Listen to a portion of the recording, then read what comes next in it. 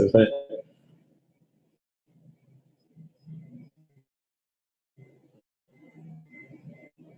Ah, qu'est-ce qui se passe?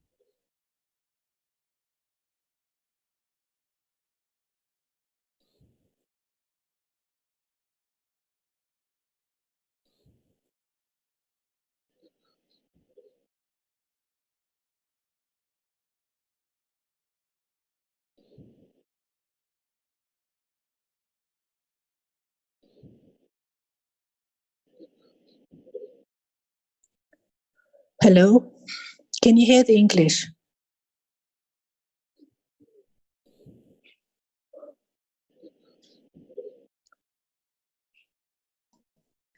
Please repeat again. English Hello, translation. can you hear me? Yes, I can hear you. Okay, thank you. Hello, can you hear the English?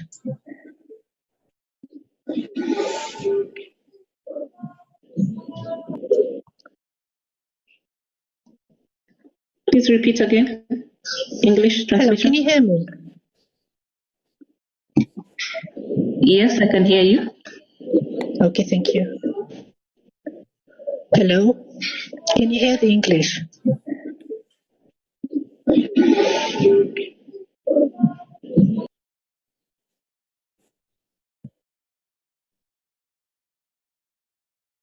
So I'm saying, honourable members,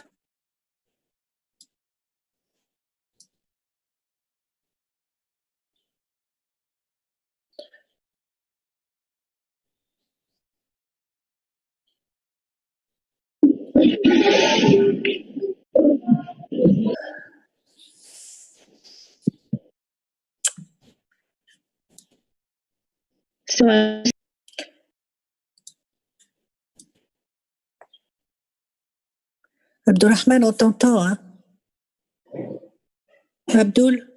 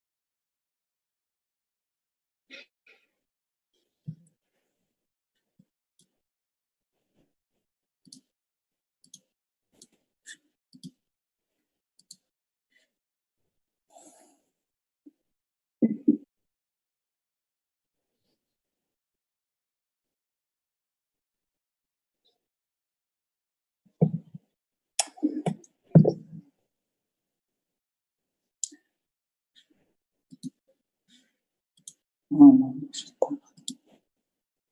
was saying,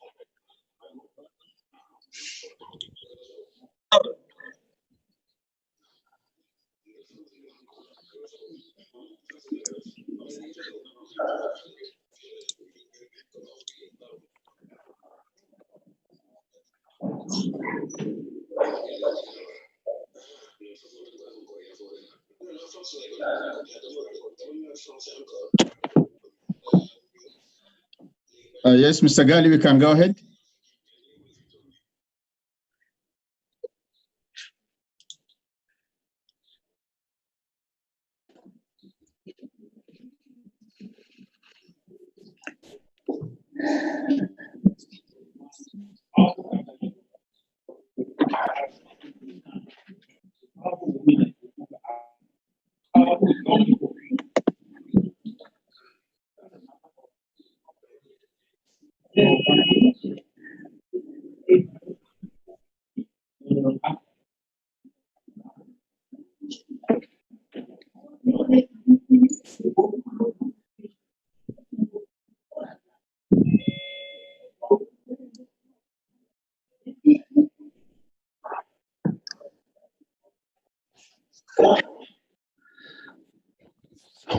are we ready?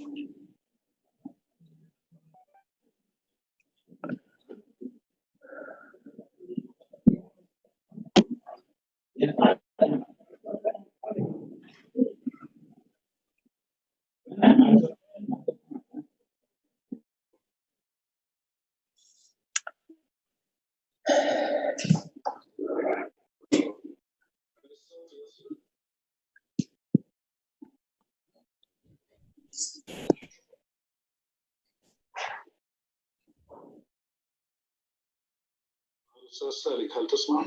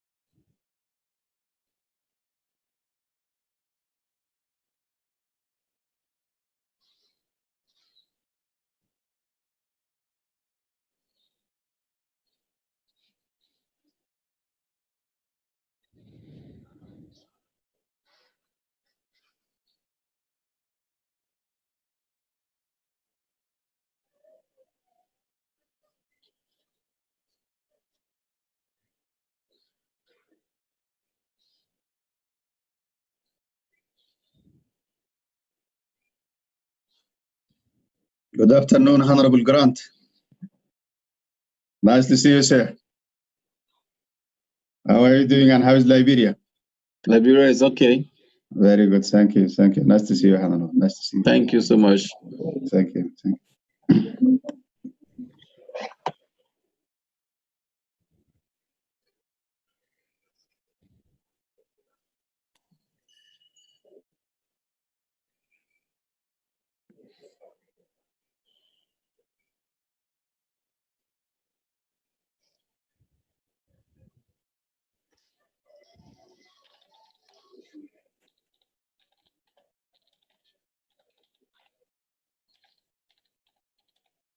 Ah, fuck, man.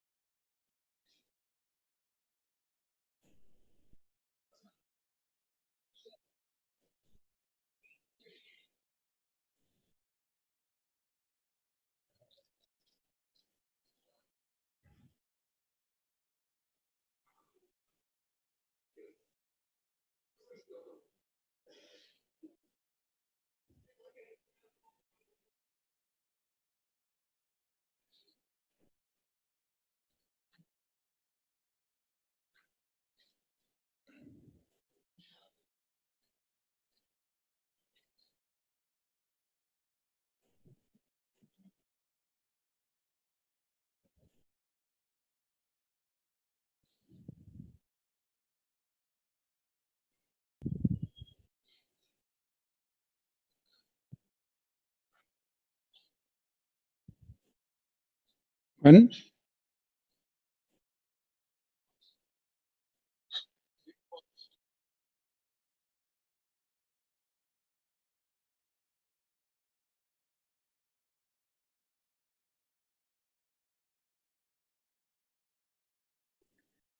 Honourable members, I apologize for this small delay linked to technical challenges. You may understand that we are not yet mastering it completely. We need to adapt to the whims of technology. I'd like to tell you that it is with great pleasure that we meet you on this platform for this meeting of two committees, the Committee on Trade and Committee on Transport. A meeting to which we invited other members to try and get and reach the objectives we assigned to ourselves, the objectives that are linked to themes that will be elaborated on in relation with COVID-19 in the context of COVID-19. Honourable Chief, I was saying that Honourable Chief was supposed to say some opening remarks to this meeting, but he's now attending in another meeting. Excuse me, I can't hear the speaker.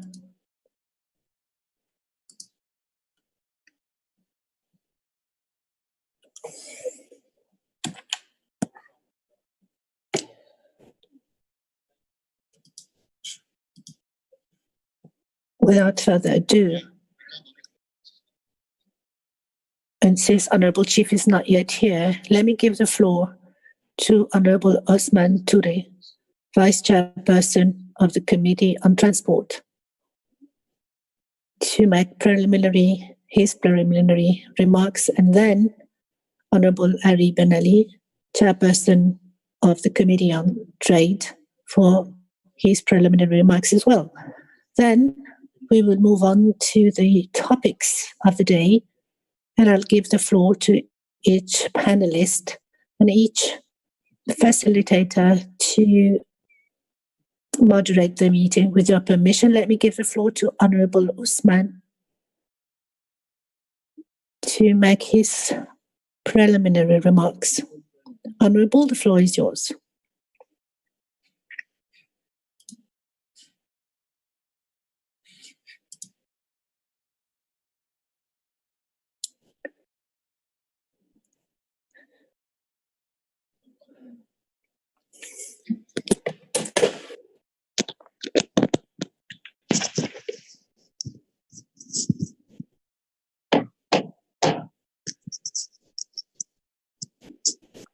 Dear colleagues, I'm pleased to take the floor.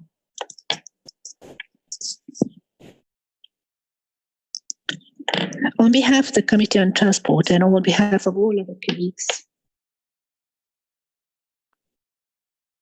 I'd like to welcome you all to this meeting, joint meeting. The Honorable Chief Charumbira, Vice President of the Pan-African Parliament, and Chairperson of the Committee on Commerce, of Trade, Honorable members,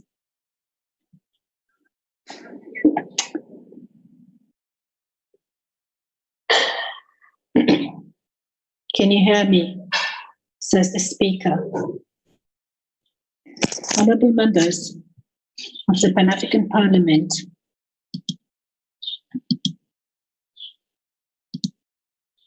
honorable members of the Committee on Transport, Industry, Communication, Energy, Science and Technology, honorable members of the Committee on Trade, Customs and Immigration, distinguished guests. It is with great pleasure that I'm taking the floor to this virtual meeting, that gathers the Committees on Trade and Transport on the impact of COVID-19 on the two sectors, on the sectors of trade, transport, and migration in Africa. As you all know, these pandemics has had a negative impact on the world in general and Africa in particular. We as representatives of the African peoples, what can we do? During this meeting, we will just be discussing the challenges we're facing in the field of trade, transport, and migration in Africa, and try then to find the adequate and appropriate solutions to the challenges we are facing. Regarding the Committee on Transport, and I'm heading, the air industry is the most affected. It has, the COVID-19 had a significant side effect on the travel sectors. We're meeting today to understand this plague and to share our viewpoints on the current situation. I'm convinced that with our resource persons present here, we will be considering a Pan-African tool for e-trade,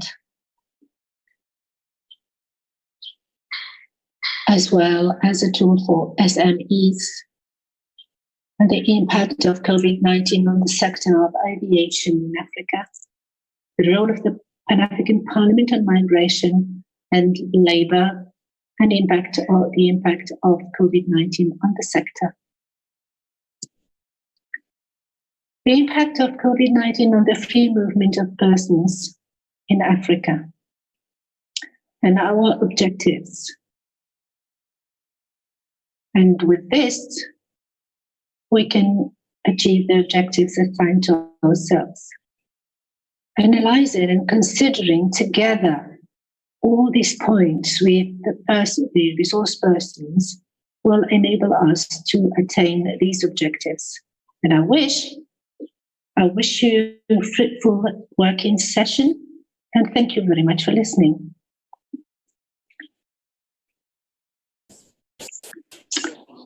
Thank you, Honorable. I've just been told that the chairperson of the Committee on Trade is not yet logged in. May I suggest, therefore, that we move to the crux of our meeting? That is, moving on to the presentations. Sorry.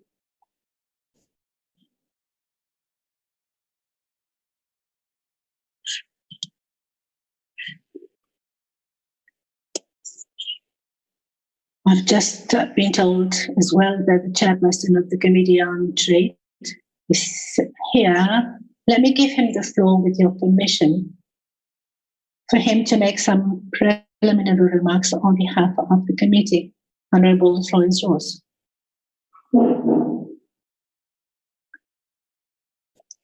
Hello? Are you getting me? Yes, Honorable. Yes. Yes. Hello? Honorable. Yes, are you Honorable, can hear you. You can go Okay, ahead. good. Okay, We have a technical glitch. We can't hear you. wow. We can't hear Honorable. Because I'm not using a headphone. I'm getting you clearly, but probably you are not getting me. I don't know. Honorable, Hello? please, have you chosen your language, English, as your language? Yes, I've chosen English as the language for interpretation.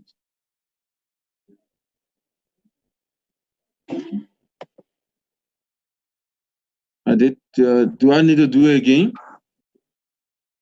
Yeah, I don't know. I can hear you clearly in English. I don't know other languages. Yes, I can hear you, sir. I can hear you. Yeah, so Are you you hearing me can now? go ahead, sir. Okay. Good afternoon, everybody.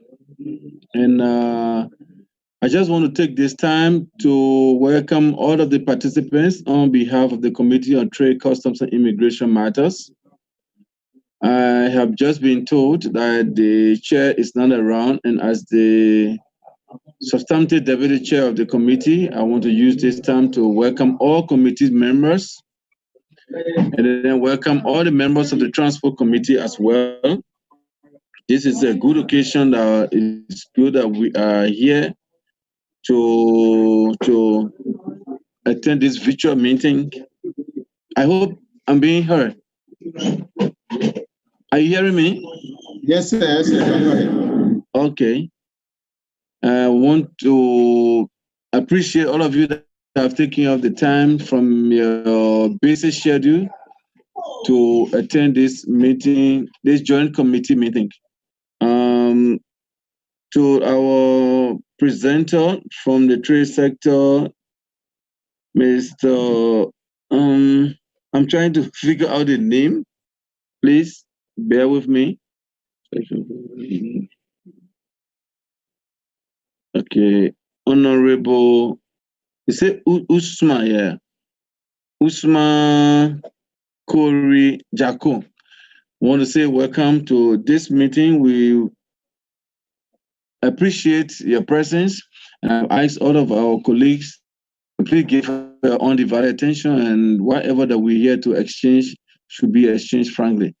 Thank you for this opportunity. It's been a very long time, and I wish all of you a happy stay and keep safe so that we can meet ourselves hopefully in August again in Midran. Thank you so much, and God bless us all.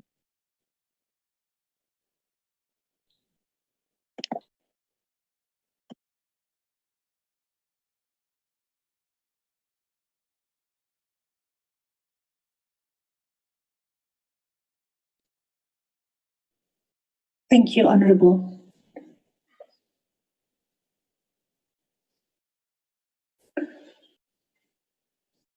Let's now move on to the presentation which is about. Thank you very much, honorable members of the joint committees of Transport and Trade. My name is Treasure Mapanga.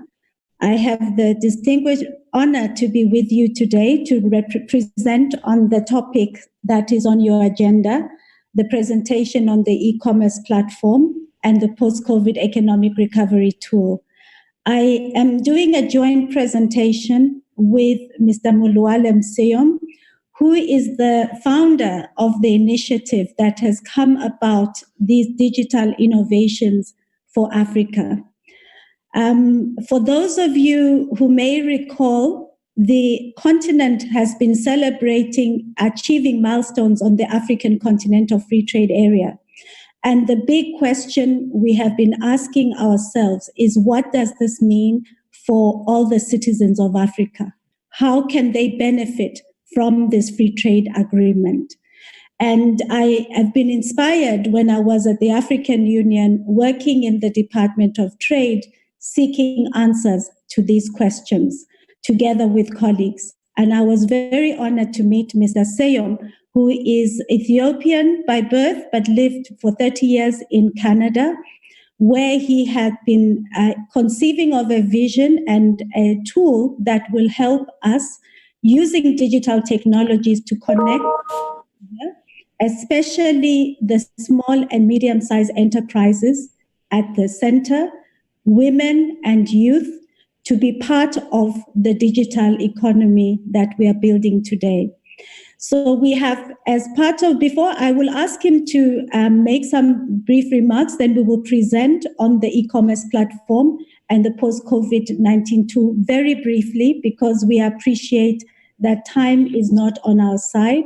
What we will seek to do is to introduce the initiative, your honorable members, and also give you a broad outline, hoping that one day in the future we may have more time to go deeper into what these tools can do for Africa's economic transformation. So without further ado, I would like to request my co-presenter, Mulualem Seyom, to introduce himself to this honorable gathering and brief you and start making our joint presentation.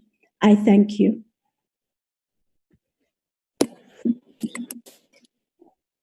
Thank you very much, Treasure. The Honorable Parliament, thank you very much today for this opportunity to present the Continental e-commerce platform and the A-Trade Group. Let me just brief you who is the A-Trade Group before. The A-Trade Group started some 10 years ago to empower African government using digital e-governance and e-government program. And then back then, the African number of talented with multifaceted African diaspora was advocating at ECA and African Union to bring all member states that on the digital economy tools and services that government can be able to support its citizens. And then sometime at 2017, when the Cfda is winding up, we form a digital capacity building.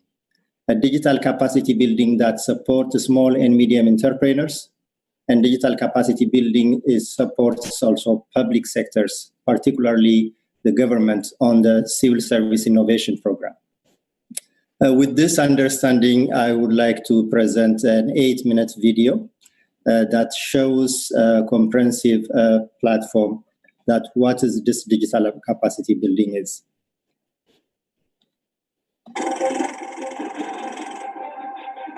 Since inception by the founding fathers, the OAU has worked hard to achieve the sovereignty, territorial integrity, and the political independence that its member states know today. The recently signed African Continental Free Trade Agreement is a historic milestone. It's viewed to accelerate intra-Africa trade and bring socio-economic transformation. That starts with our small and medium enterprises at the heart of our economies. All around the globe, traditional economy is quickly changing trade, jobs, and skill sets. However, our SMEs are far behind in this transformation. We need to catch up.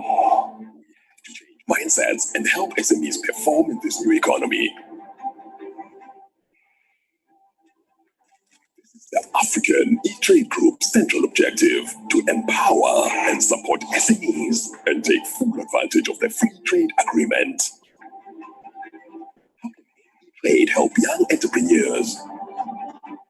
Let's take these two young entrepreneurs as an example. Blessing works with local farmers to produce and distribute chia seeds. Chloe has a small but successful clothing company.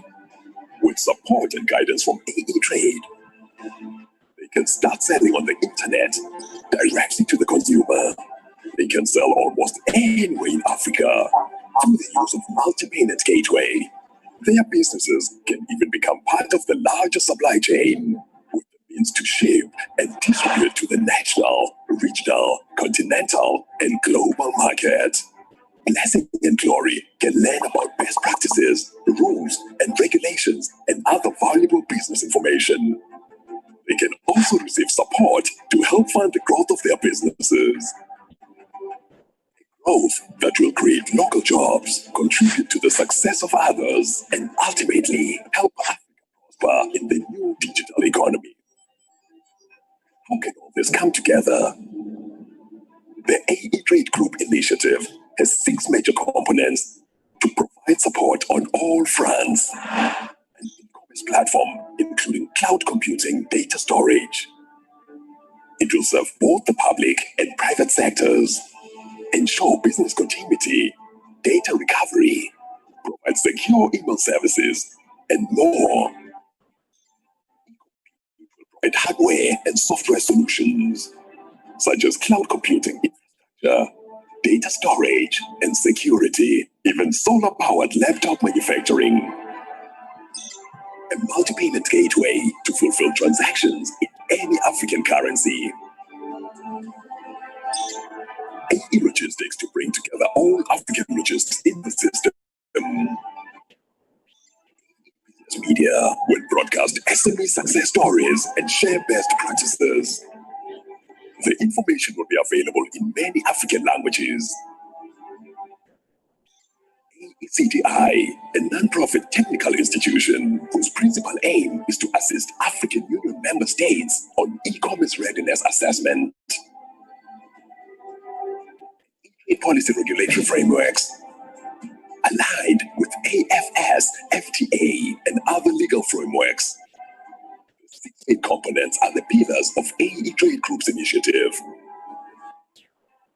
And they will empower African entrepreneurs and help them succeed in the digital economy. AE Trade's goal is ambitious, but our research is very encouraging.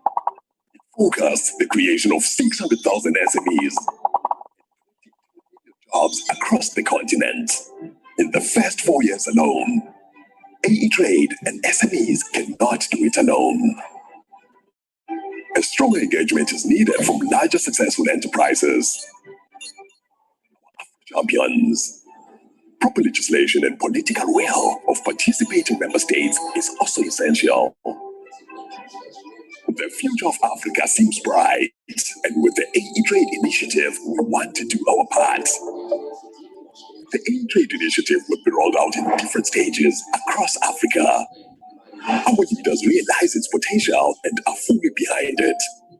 This platform, we're going to really have the 4th industrial revolution for Africa. it will give all the infrastructure for our African continent. The infrastructure with reference to IT and connectivity across our continent for the private sector, for everybody, and leaving no one behind. We are going to transform our African continent through this digital platform. We all know that Africa is the richest continent on the world, but we really need this infrastructure in order to make it happen. I believe the electronic trade platform will make sure that we will promote industrialization, promote centers of excellence to add value to our raw materials. It will promote connectivity among our private sector.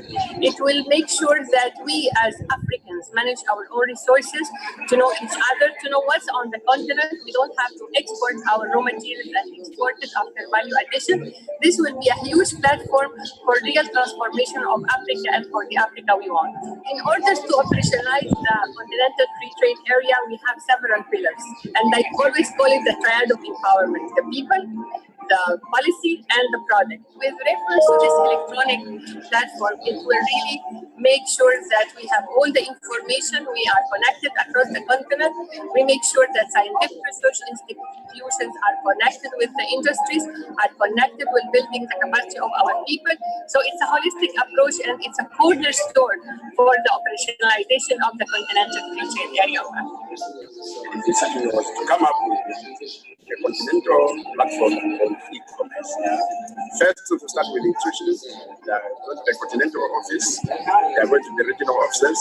The Swatini is the first one to be launched for startups across Africa to be able to do their activities with backing from the continental platform on e-commerce. And we hope by that to be able to generate the shortest possible time a minimum of 600,000 SMEs. In terms of trade and industry, we address issues of digital manufacturing, issues of e-commerce. All these are going to come, and all of them are going to require a number of activities. But there's the most important thing is skills development, because without skills, Africa cannot harness the emerging fourth industrial revolution. And we are very happy to be partnering with the African Electronic Group. And this is the start of things, and they learn more things are going to come up as we go ahead. And over and above that, experts tell us that within the next 10 years, 90% of trade is going to be digital. So the Africa Electronic Trade Group is going to assist in this regard.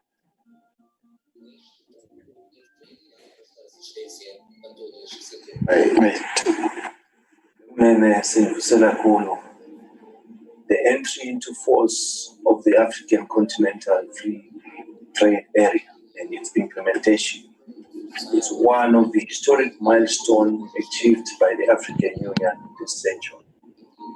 It is therefore timely that the African Electronic Trade Group has brought a comprehensive approach for grassroots transformation, using digital tools and technology to all member states through the African Union Commission. We believe that the African e-commerce platform and the related initiatives that we are launching today are a significant enabling mechanism for the African continent free trade area implementation that is being driven by member states and the private sector. The AE Trade Group's unique approach is a social entrepreneurship model from the diaspora, which we fully embrace because we recognize it as the sixth region of the African Union. It is bold and ambitious and is inclusive of all stakeholders at the national, regional, continental, and global levels. It is driven by a pan-Africanist spirit, African designed and African led. It brings a new way of doing business, including collaboration among businesses, empowering startups as well as youth and women in Africa.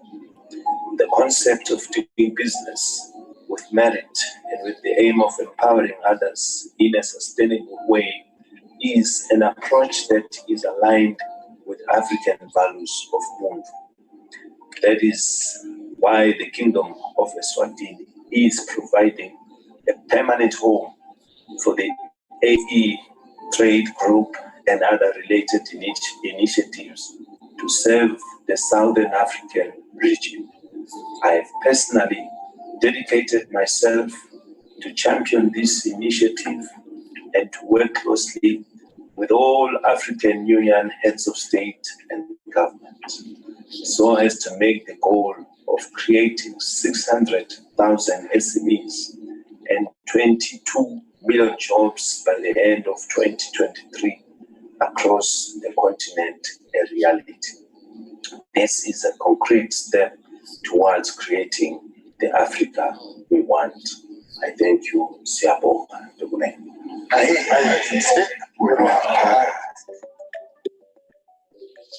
Let's work together at this grassroots transformation.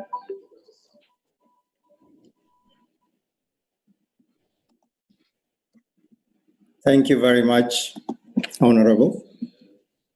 Yes, this is in comprehensive with the limited time we have, we will be able to present, but this is a very long workshop that it requires.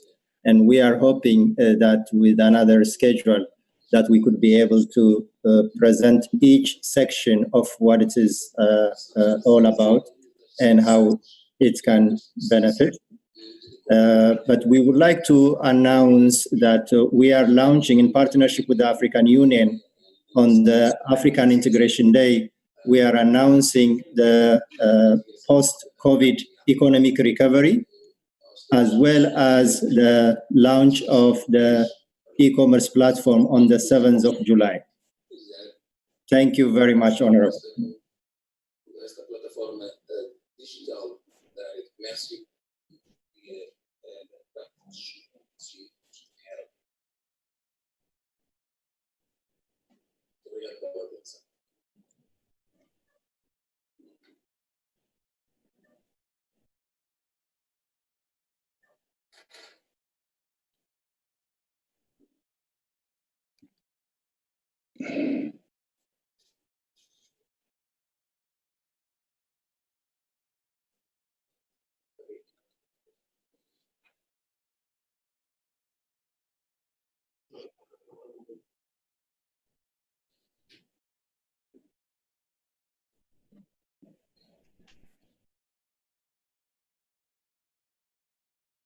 Prof, can you assist Prof Amado Basiri? Translation in Arabic.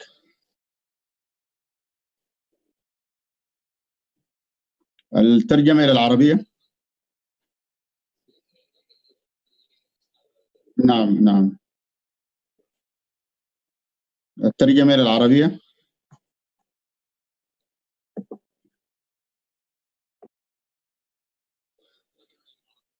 واحد اثنين ثلاثة. السلام عليكم، هل تصلكم الترجمة باللغة العربية؟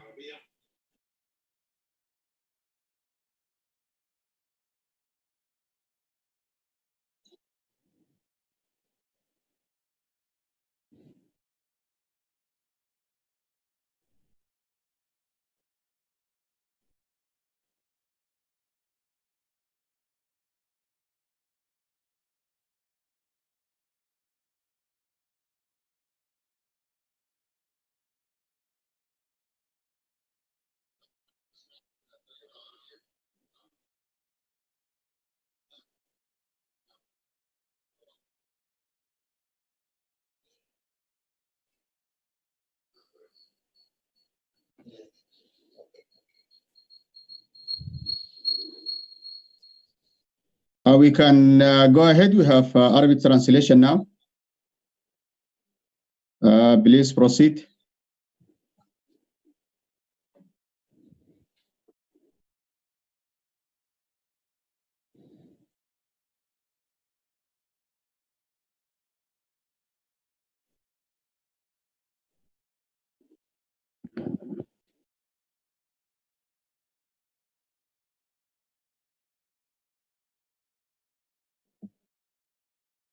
Mr. Sium, can you unmute your mic?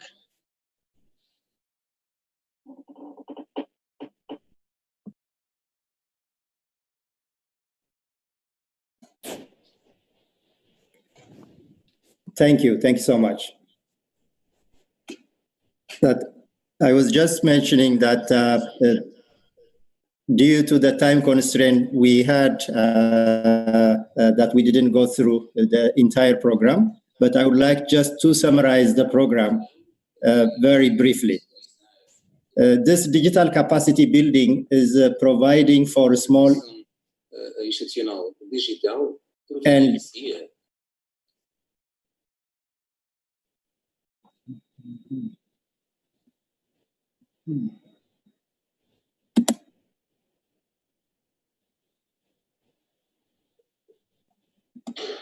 Hello, can you hear me now?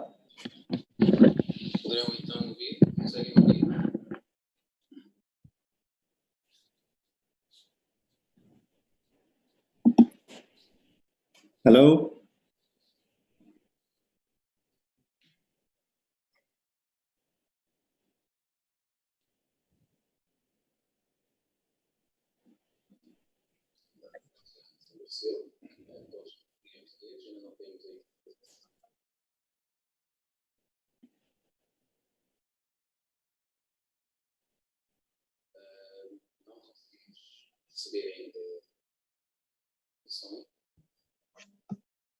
Mr. Siom, you can proceed.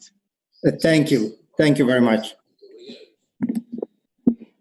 Yeah, what is this digital capacity supporting is for small and medium entrepreneurs that in the continent that Africa has been facing. In the last 10 years of research, governments, the international community has been supporting to empower small and medium entrepreneurs. But we do not see a tangible growth on small and medium entrepreneurs.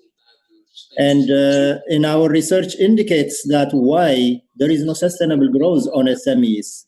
Yet for any country, the economic engine is small and medium entrepreneurs. And we found 3 chronic areas. One is know how to do business. 2 is finance. 3 is soft and hard infrastructure.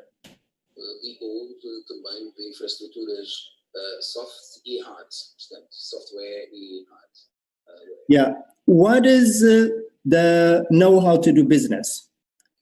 What we mean by know how to do business is 95% of African small and medium entrepreneurs are traditional business. The traditional business mindset is very flexible compared to the competitive business mindset.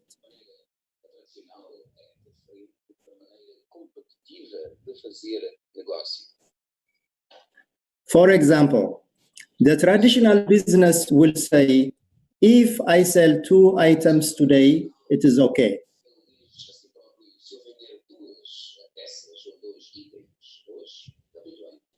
The competitive business will say that I must sell 10 items today.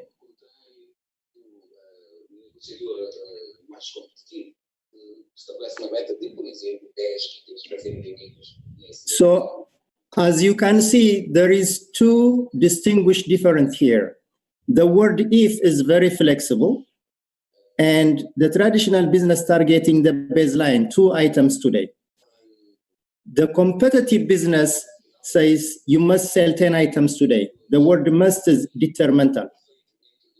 As well, it is projecting its capacity to the maximum of 10 items today. Because of that, the competitive business grows in a more sustainable way, where the traditional business is more vulnerable because it is targeting only the baseline.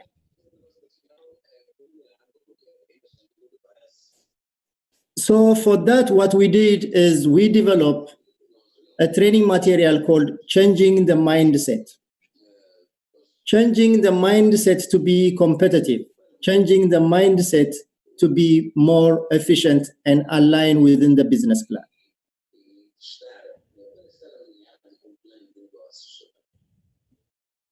At the end of the training materials, we do have a vetting process. What the vetting process is assessing, not necessarily to evaluate whether they understand the course,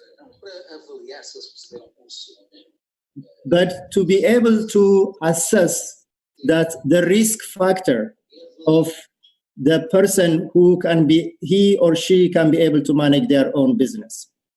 This vetting process will be reported to all our public-private financial institutions in the continent to provide for financing. And we are guaranteeing that up to 50% of the risk factor will be reduced by this vetting process.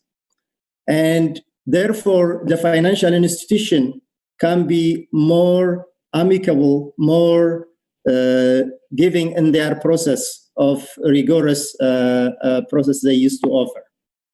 So we address the two issues. One is the know-how to do business. Two is the finance. Three is also through the African Union, we assist African member state, African member state to provide on policy and regulatory, to assist on policy and regulatory framework on the digital economy. For example, on the cross-border trade, some of the bottleneck that has been issued is that that has been a bottleneck for them is that on tariff and tax sessions and custom clearance. And this custom clearance, we believe that we can come up and discuss with baselines. The baseline that could be no SMEs discriminated from one neighboring country to the other countries.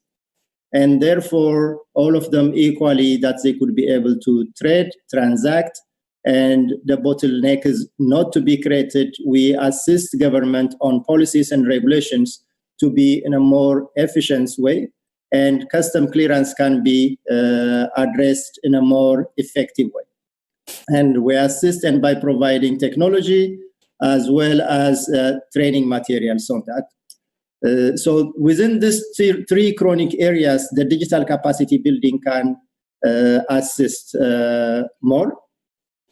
And we partner with public and private sectors, with a number of public-private sectors, currently with African standardizations and branding, and with Comesta Business Councils, and as well as with NEPAD, we are preparing a joint mission to all the country program to assist governments. We are opening 6 regional headquarters and a country program in each country. And in the nutshell, this is what we provide within this time limit that we have. Currently, we are launching on the first, the pre-launch program in partnership with NEPAD for the SMEs post-COVID-19 economic recovery assessment tool. What this assessment tool is telling, by interacting government with citizens directly, they can have a two-way communications. What is the exact impact at the ground? And this information assists for policymaker. So we are launching this program on the 7th of July. On the 7th of July, we are also launching a program that provides for small and medium entrepreneurs that we bring competitions for 150 small and medium entrepreneurs at the continent that we are sponsoring. And of course, the Continental e-commerce platform.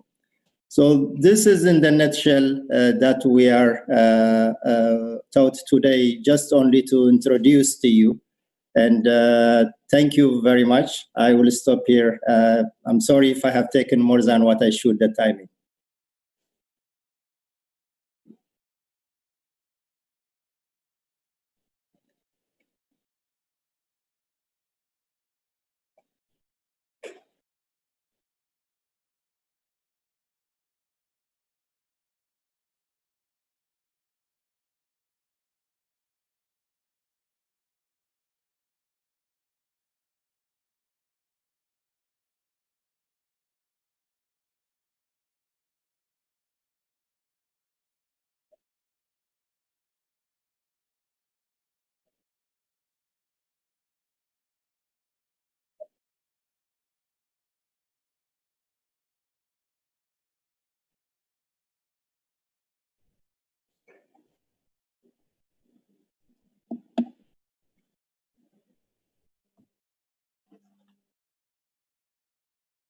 Yes, Honorable Grant, you are facilitating this session.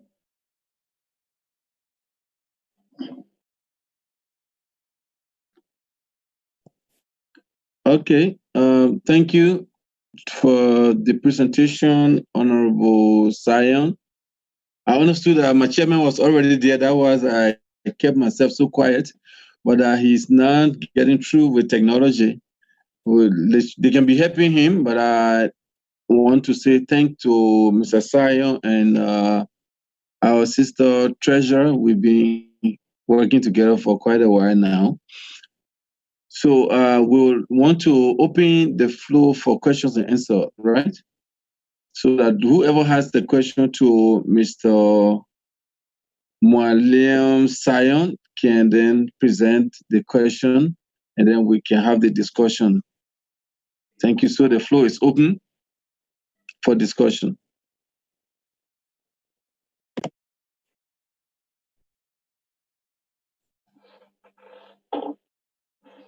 Yes. Okay.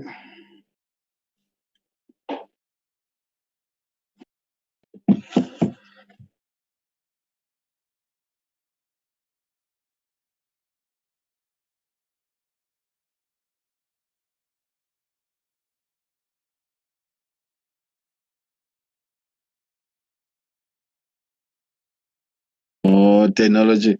Abdulatif, yes. Thank you, Mr. Chairman. At the outset, I would like to greet our colleagues from the two committees. I also would like to welcome the participants to this important meeting. This comes after this COVID-19 pandemic. I thank all the organizers of this meeting. I believe that the theme is very interesting, and we need to interact with the issues presented to us. I believe that this is a very important issue to our economy. And here we would like to refer in particular to small and medium enterprises. As you all know, these SMEs are the backbone of African economies. They represent more 95% of companies around the world and provide 60% of jobs. And it has a very important bearing on international trade because these SMEs export products through direct or indirect channels, and they import products from other markets. These companies provide a great deal of employment for youths and women. They are an important economic factor. As we all know, these companies have faced the economic impact of COVID-19 because of the limited financial resources to these companies. This is also due to their position within the economic fabric. Now there is this issue of social distancing, the difficulty of movement. All of this has had an impact on companies, and there are also tariffs that are imposed on SMEs. These SMEs are part of the global economy, and our duty today is to face challenges. Some countries have actually increased tariffs and trade barriers, and these impede the work of SMEs. And this is endangering fair trade. In Africa, many governments produced incentives for SMEs to support cash flows in order to keep jobs and maintain trade transactions, in addition to measures to improve the capacity of these companies. Some African governments made initiatives to promote the flexibility of SMEs and micro enterprises. The aim is to bear the impact of COVID-19. There are also other initiatives. Therefore, in order to contain the impact of COVID-19 on African companies and to maintain their sustainability, they should have a better access to market information and regulation information, and they should be able to compete on the basis of fair prices. And this requires simplified customs arrangements and the introduction of e-commerce. All of this will have a positive impact on companies in this period. The African Union can support these companies at the continental level, for example, by implementing the AfCFTA, through an exchange of good practices among African countries. We believe that this can be achieved by fully implementing the trade agreements and also to promote access to investment. All of this can be done by regulating public procurement. We need to give further efforts to encourage digital economies and to promote trade, and we need to promote e-commerce. Allow me, Mr. Chairman, to share with you the experience of Morocco in this regard. Because we launched a fund to face COVID-19. There are loans and facilities provided to companies to face this crisis. Now we have emergency legislation to deal with this issue. Thank you very much, Mr. Chairman. Thank you. Thank you, Abdulatif, for the brief comment. And we would like to recognize another person. Can I see the hand up? Yeah, yes, go ahead. You. Carole.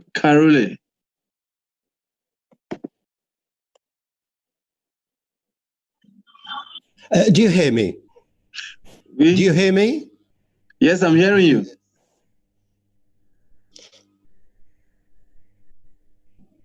Thank you very much. Thank you, Mr. Chairman. I would like to hail the attendance of my colleagues, and I'm very happy to see you again today.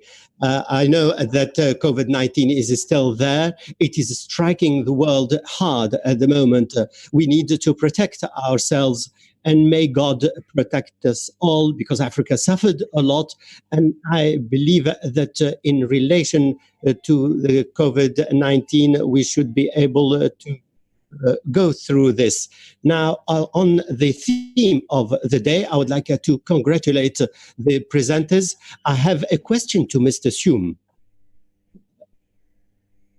Where will the 6 regional headquarters you mentioned, where will they be based? That's my first question.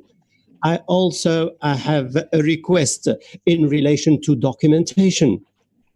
Would it be possible to have all the presentations made today to our by email to the members of the various committees, the concerned committees? Very briefly now, I would like to talk about what the Democratic Republic of Congo did recently. The government put in place a post-COVID program, which is a sector-based program to help the economy, because the economy is struck hard in our countries. Our aim is to see how we can fund the economy. The funding is estimated at $2.7 billion. And this funding comes from external sources mostly. And the government is trying hard to have 20% of this. We hope that we will be able to do this. The priority is focused on farming at the moment. because if we do not fight to have the agricultural produce we need at the national level, we may find ourselves in a situation that is difficult to manage, such as the fight against famine. We are working on this issue. The Parliament is working on this in tandem with the government. This is the information I wanted to share with my colleagues and the members of the Pan-African Parliament. I thank you. Thank you. Thank you. And next person.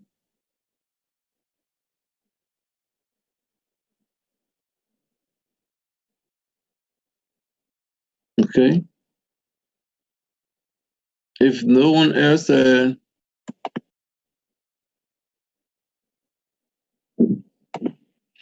no one, then I can refer to Mr. Sayan to respond to some of the comments and answer some of the questions that were asked.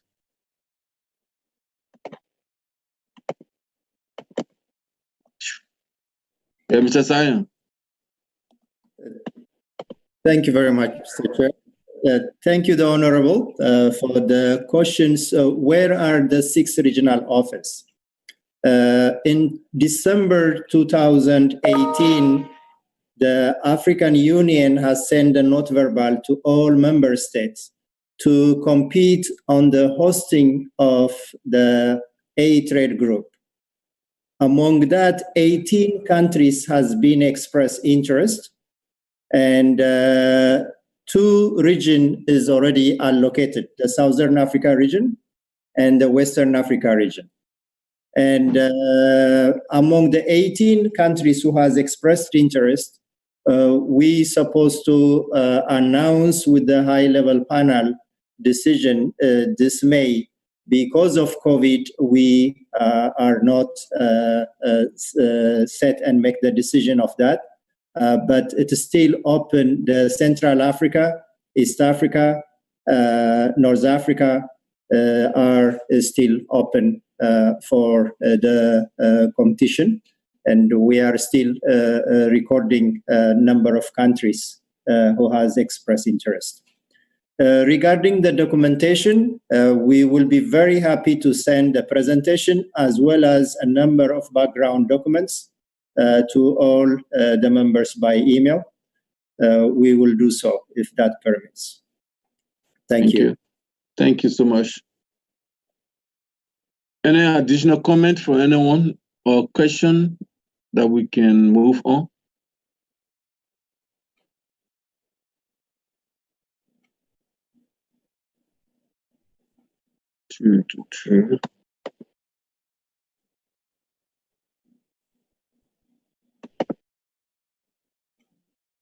So if no one else, I'm coming to close the session.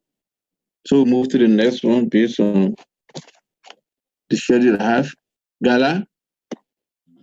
Yeah, thank you very much. Yes, yeah. Thank you very much, Honorable Grant, and thank you very much, presenters. Now we will move to the next presentation on transport sector. It will be moderated by Honorable Usman Kore Jako, Deputy Chairperson of Committee on Transport. I will hand over to Honorable Usman to invite the presenter. Thank you. Thank you. Honorable Usman, you have the floor.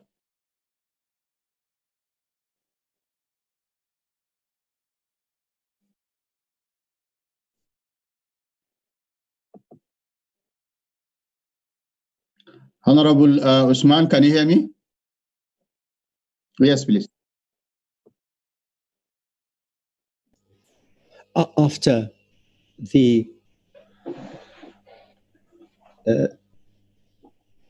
now it's the time for the Transport Committee to start its work with the Secretary General of the African Civil Aviation Commission, who will make his presentation. I invite Mr. Mekonnen Kefara to make his presentation. Thank you.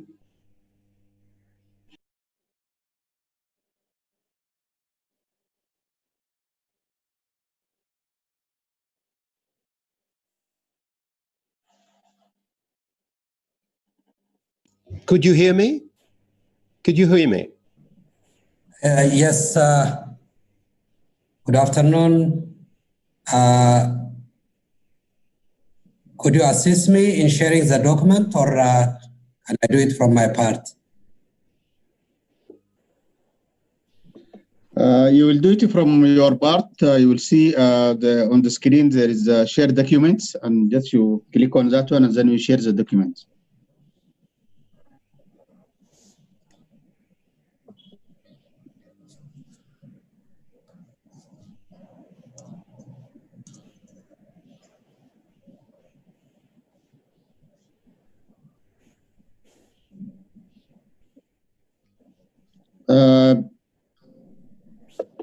Yes, Mr. Mokanan? Yes, I'm trying to. Yes, near the chat icon and between the chart and the record, there is share screen.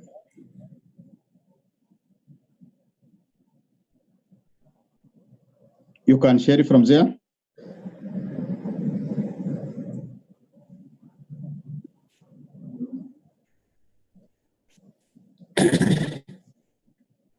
Yes.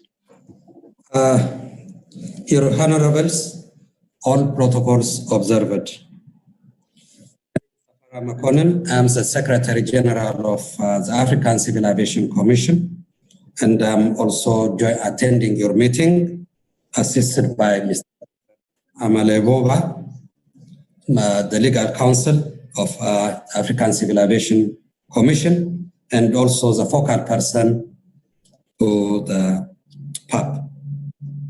I would like to extend my sincere appreciation for the invitation extended to us in this meeting.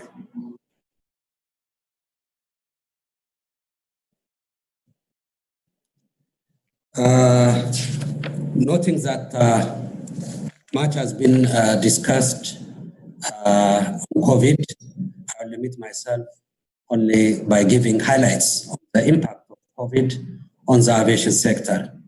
Whenever I am mentioning the aviation sector, it includes air transport, services, airlines, air navigation or airspace management, airport services, and all other aspects.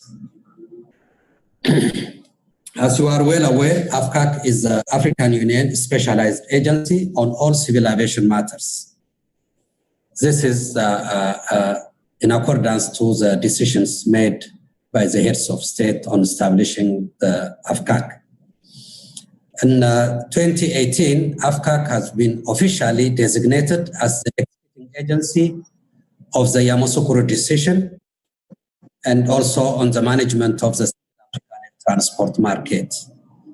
This is an additional responsibility to AFCAC, and we're happy to be tasked on this activity because the single African air transport market is among the pilot projects of Agenda 2063. The impact of COVID-19 on aviation sector in Africa. It has a negative impact on the project of air transport. While the projection for this year was 3.4 growth, we're encountering a negative growth. Accordingly, in accordance to the African Union report, the aviation sector and all the associated services, including the tourism, will be facing a loss of equivalent of $50 billion. We are concerned that the slowdown in gains made in the implementation of the air transport liberalization, and particularly the single African air transport market, the AU decisions on the free movement of persons or protocols, the African Free Trade Agreement, particularly its full launching, we may face challenge. There is a threat to the social integration and may affect some planned activities of the Agenda 2063. This is how we see it the impact of COVID-19 on the continent. When it comes to the civil aviation authorities, what I mean by civil aviation authorities is the regulatory institutions which are mandated by governments to ensure compliance to the global standards on all activities of civil aviation. We are anticipating that there will be reduced capabilities for their effective oversight arising from the various restrictions imposed. On the airlines, as you are well aware, more than 90% of the aircrafts are grounded or not serviceable at this time. This can be easily interpreted that our African airlines are losing revenue than which they have planned for. At present, they are short of cash liquidity, which may affect on the retaining of their staff and also on the servicing of the aircraft. The impact of COVID is not only limited to the airlines, but it is also to our airports.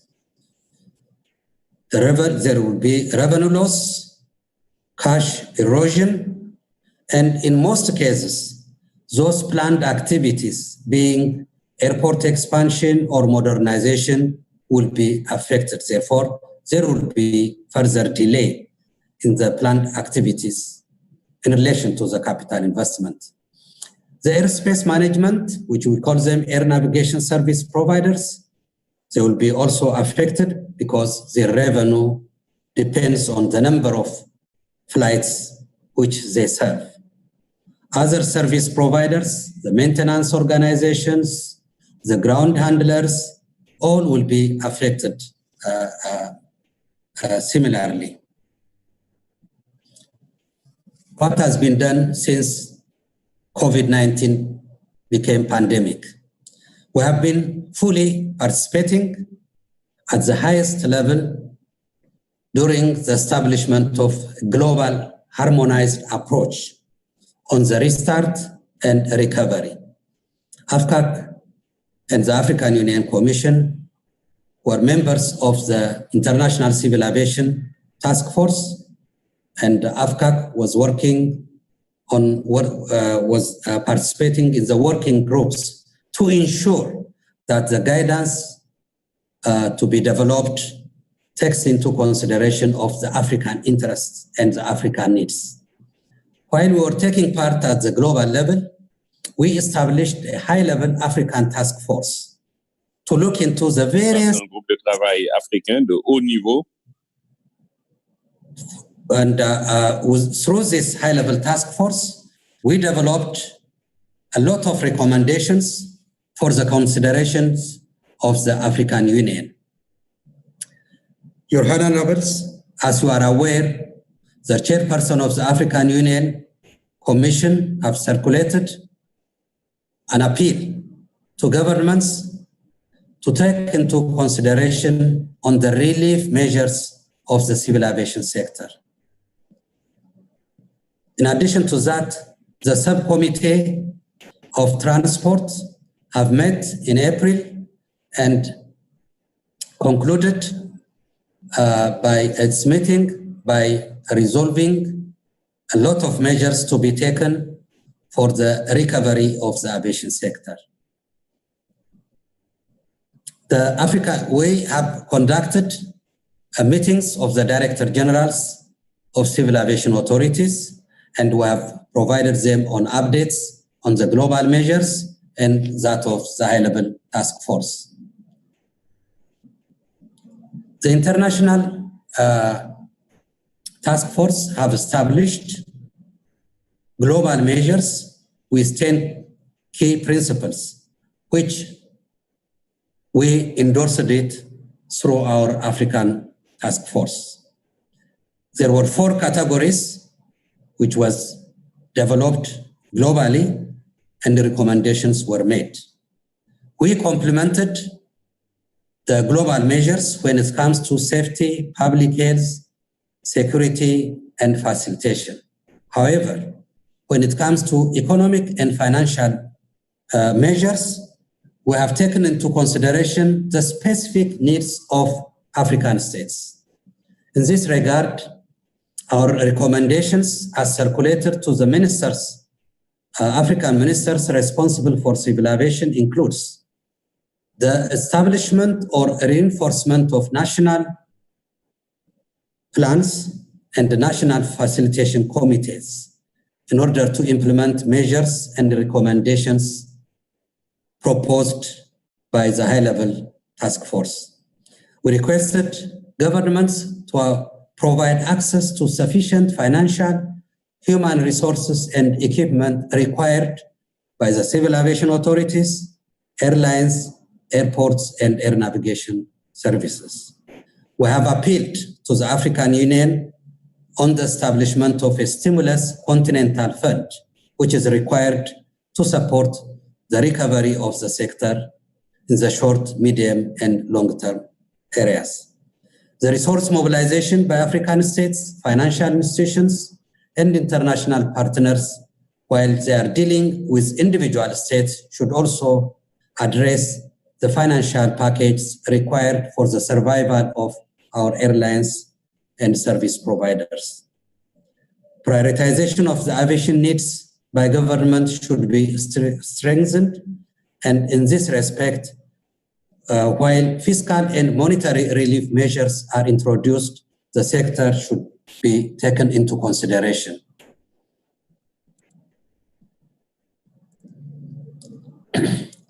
I will not take much of your time in highlighting the technical recommendations and also on the need to have a quality data and capacity building programs.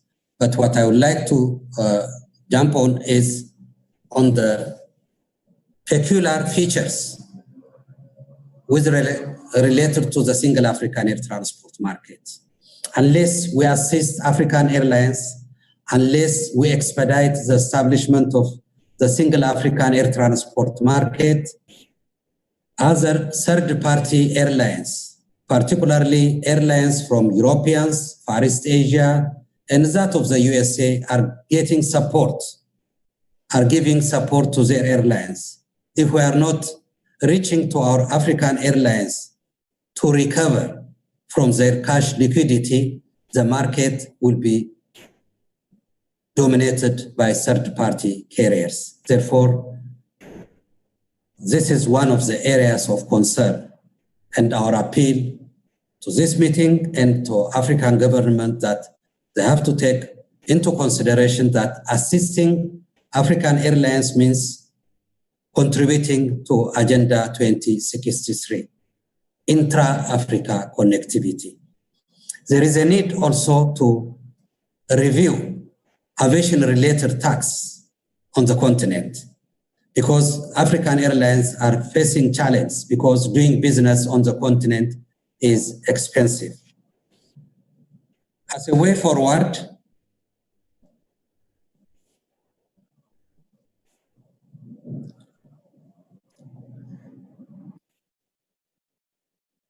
AFCAC is working with the African Union to process the reports and to get the approval of the report before the end of the month. We have already started engaging with our African Director Generals of Civil Aviation Authorities on how to implement the global measures and also to engage themselves with policymakers. We will be embarking on capacity building programs as of mid next week, focusing on civil aviation, on the public health measures, and also the various components to ensure and enhance the confidence of the public on the relief so that the air transport service will resume operation by ensuring the confidence of the public, the confidence of the staff, and all which will be involved. We'll be appealing to this meeting to promote the establishment of the single African air transport market as the pilot project of Agenda 2063, and also to impress upon your respective governments to assist us in the approval of the high-level task force, the global measures, and also to the African Common Civil Aviation Policy. With this note, I thank you all.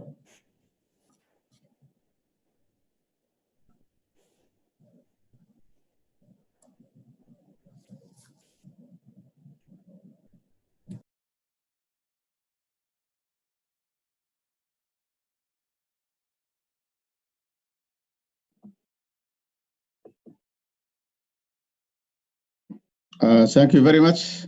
I'm not sure if Honorable Usmanu is around.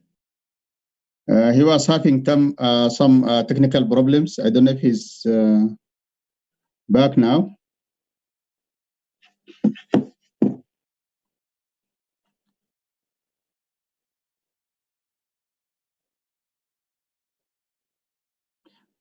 While waiting for him, we can open the floor for questions and any information.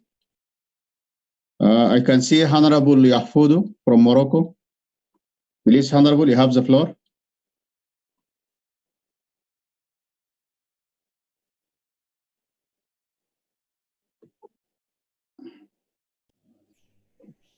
Could you hear me?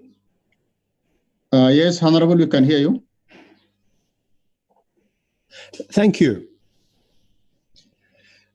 Good afternoon, everyone. I'm going to speak on this issue.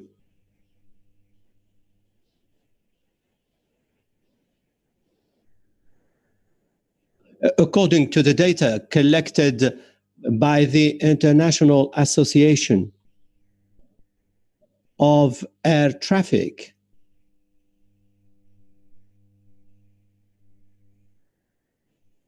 at the beginning of the second semester of 2020,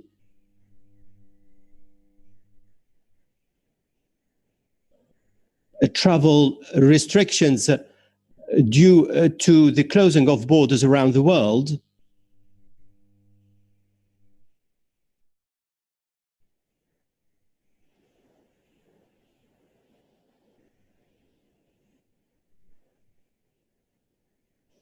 to prevent the propagation of COVID-19.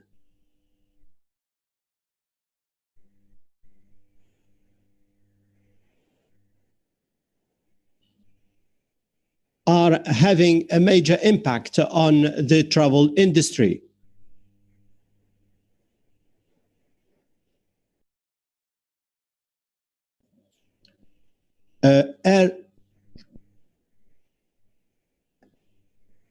Air travel decreased by 60% around the world.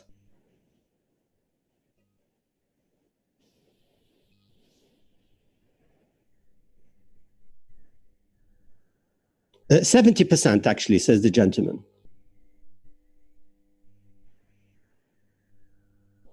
According to the International Association of Air Traffic,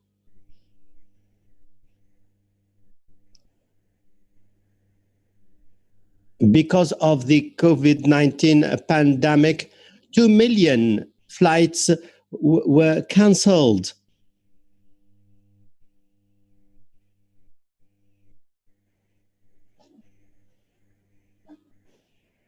$25 million jobs related to civil aviation will increase the number of air tickets that are not used, amounting to $35 billion, says the speaker. The professionals of air transport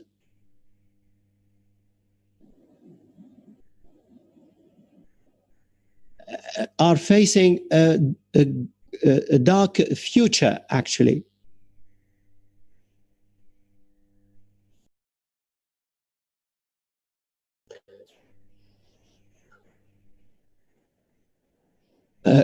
experts from different air companies are saying that their companies represent 82% of air traffic. The losses are tremendous due to travel restrictions over a long period of time. The crisis of air transport could lead to the cancellation of millions of jobs in Africa.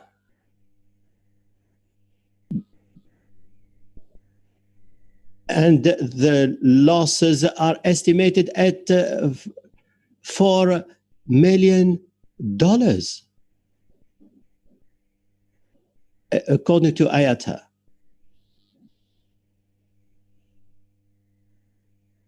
African companies are facing the crisis. They are at the forefront of this crisis. They have to bear expenses while their planes are grounded.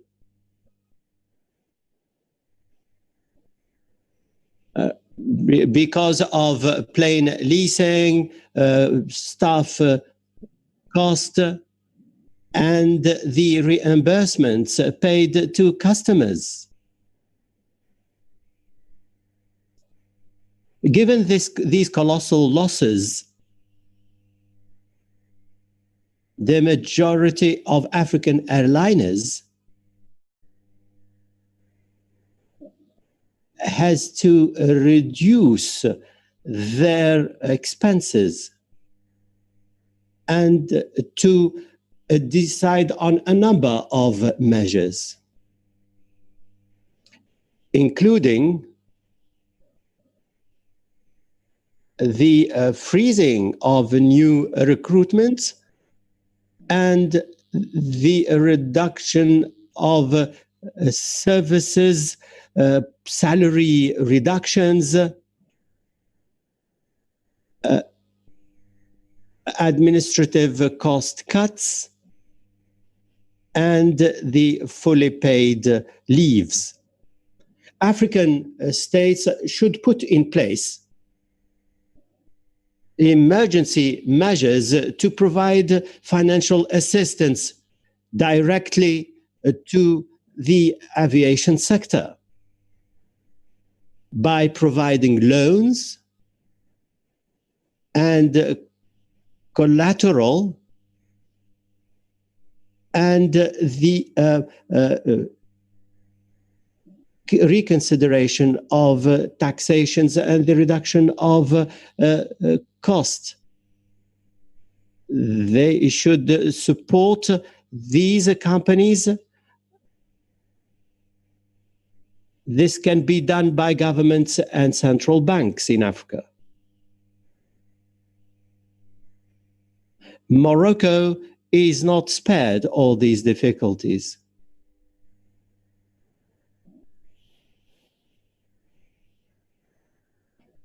This is an unprecedented crisis.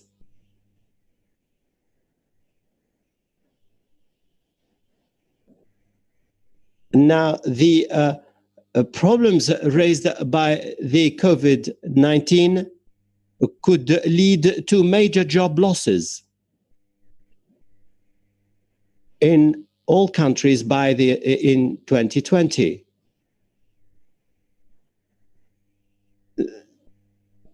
Now, the potential loss is estimated at $1.3 billion, $1.3 billion.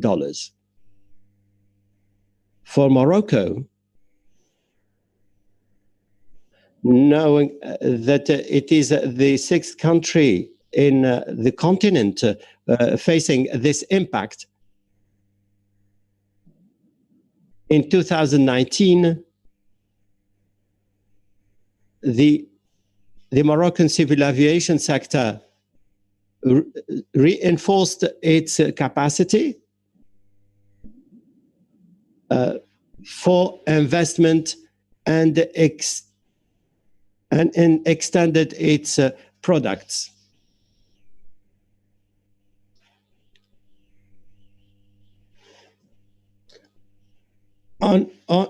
Honorable?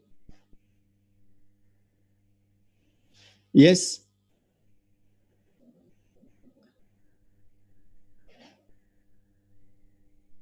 Honorable Yafadu,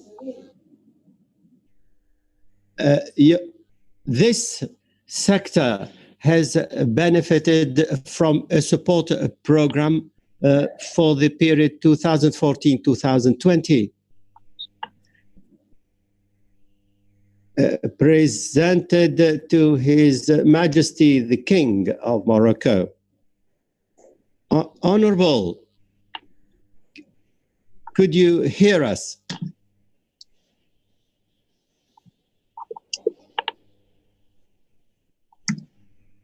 Honorable Yafadu, please, can I have your attention? There are many speakers and we have a limited period of time. I need 40 seconds, says the speaker. 40 seconds.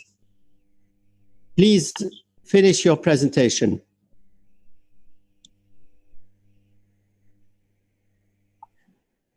At the moment, not less than 140 companies are registering a growth rate that goes beyond 20%. That's higher than the world average, generating a turnover of 17 billion dirhams. The civil aviation sector in Morocco succeeded in achieving its goals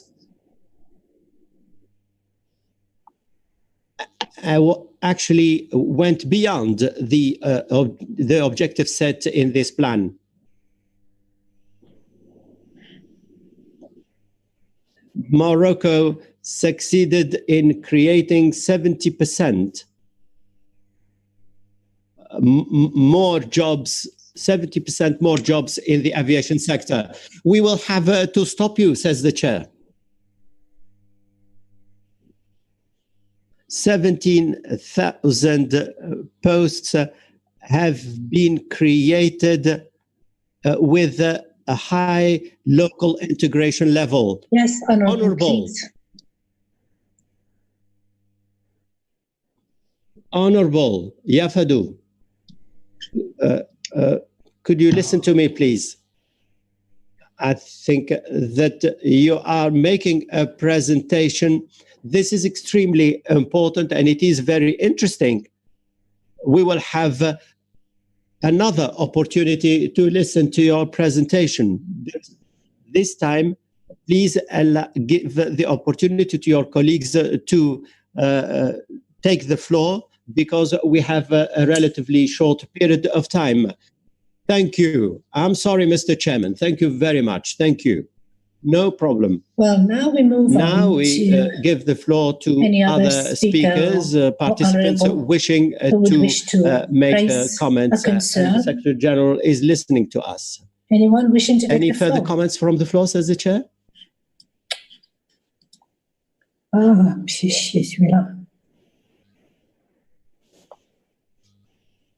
My hand is up.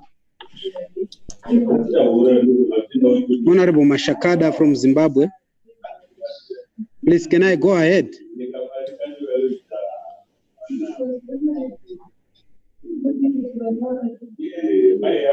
Can I proceed?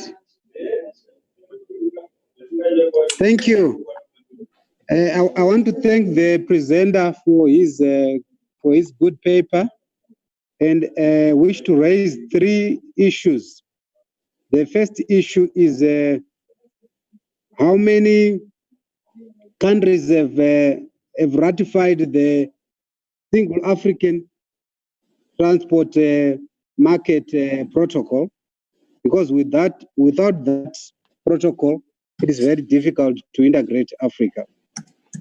The second question is the likely impact on the cost of air tickets once the airline industry resumes. How affordable will be the airline tickets? Because I see there will be an effort to cover the losses that have been incurred during the grounding of the airports and the planes. So this will have a huge implication on the cost of flight, and that might affect free movement of people and also inter-country movements. The last question is to do with the general opening of airports. We've seen on the social media dates and timeframes on which airports of different countries are going to open. Can this be confirmed that it's an official rescheduling, or is just social media? Thank you. Thank you.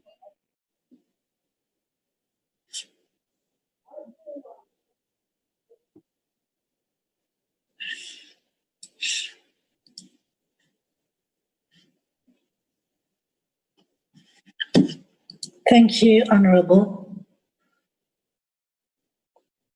I hope that the Secretary General of AFCAC has taken on board your concern. Anyone wishing to take the floor?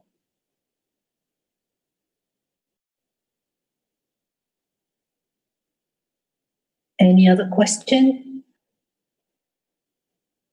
Any other member?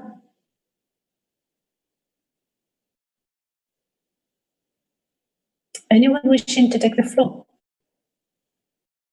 I see none. Honourable Karen, the floor is yours.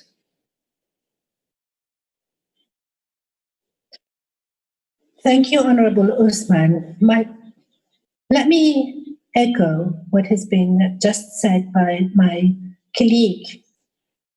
I don't know whether there is a date that has been set for the opening of airports over the African continent. I think this is a matter that is in the purview of each country. It is a national decision because the COVID-19 pandemics, if you look at the mapping, the maps, at the African level, those who are most affected and less affected, I think there are disparities among African countries. Therefore, I'm wondering whether a date has been already set or decided by the Secretary General's organization to open the airports. To me, it is a decision to be made by each and every state, because it is up to the states to appreciate the level of affection and the scope of the contaminated persons, and they are the only one entitled to decide. So we in Congo, for instance, in the DRC, for instance, we are in an emergency state, sanitary or health emergency state, and we are even now extending the lockdown. We cannot say today that we are going to open the airports soon. It's not possible to do so as far as we are concerned. This is what I wanted to say in this respect. But with regard to taxation and the airlines, indeed, I do support the fact that we need to urgently reconsider the fiscal status of our airlines, which are so hardly struck by this COVID-19. Thank you very much. Thank you, Honourable Carroll. I think that the Secretary General has taken your concerns on board. Let me move on to any other questions.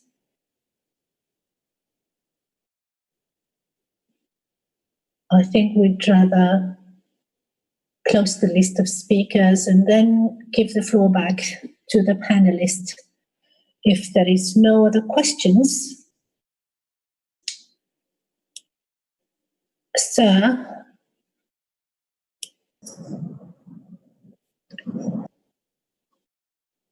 yes, go ahead. Good afternoon.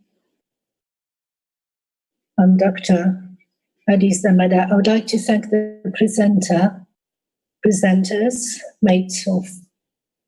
who made very brilliant presentations, but I would like to know, given all the damage and the impact, the negative impact on African airlines, I'd like to know, during the high-level meetings of this task force, the HLTF, can you hear me, says the speaker? Yeah, we can't see you. We can't see your face, says the chair. Can you put your video on, please?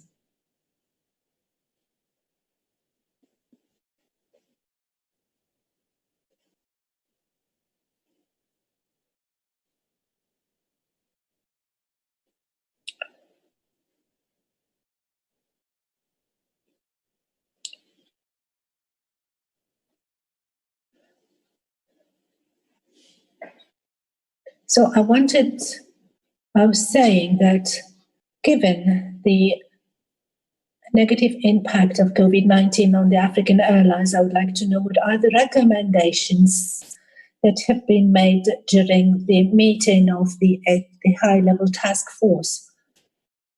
How to pay off the airlines, because otherwise I imagine that many airlines will just stop. May I have some clarifications in this regard? Thank you. Thank you, Doctor. With recommendations and the decisions made during the meeting of the task force, the high-level task force, I think that the Secretary General will answer your question. Thank you very much. If there is no other questions, may I now give the floor back to the Secretary General of AFCAC to address all the concerns. The floor is yours, yes, sir.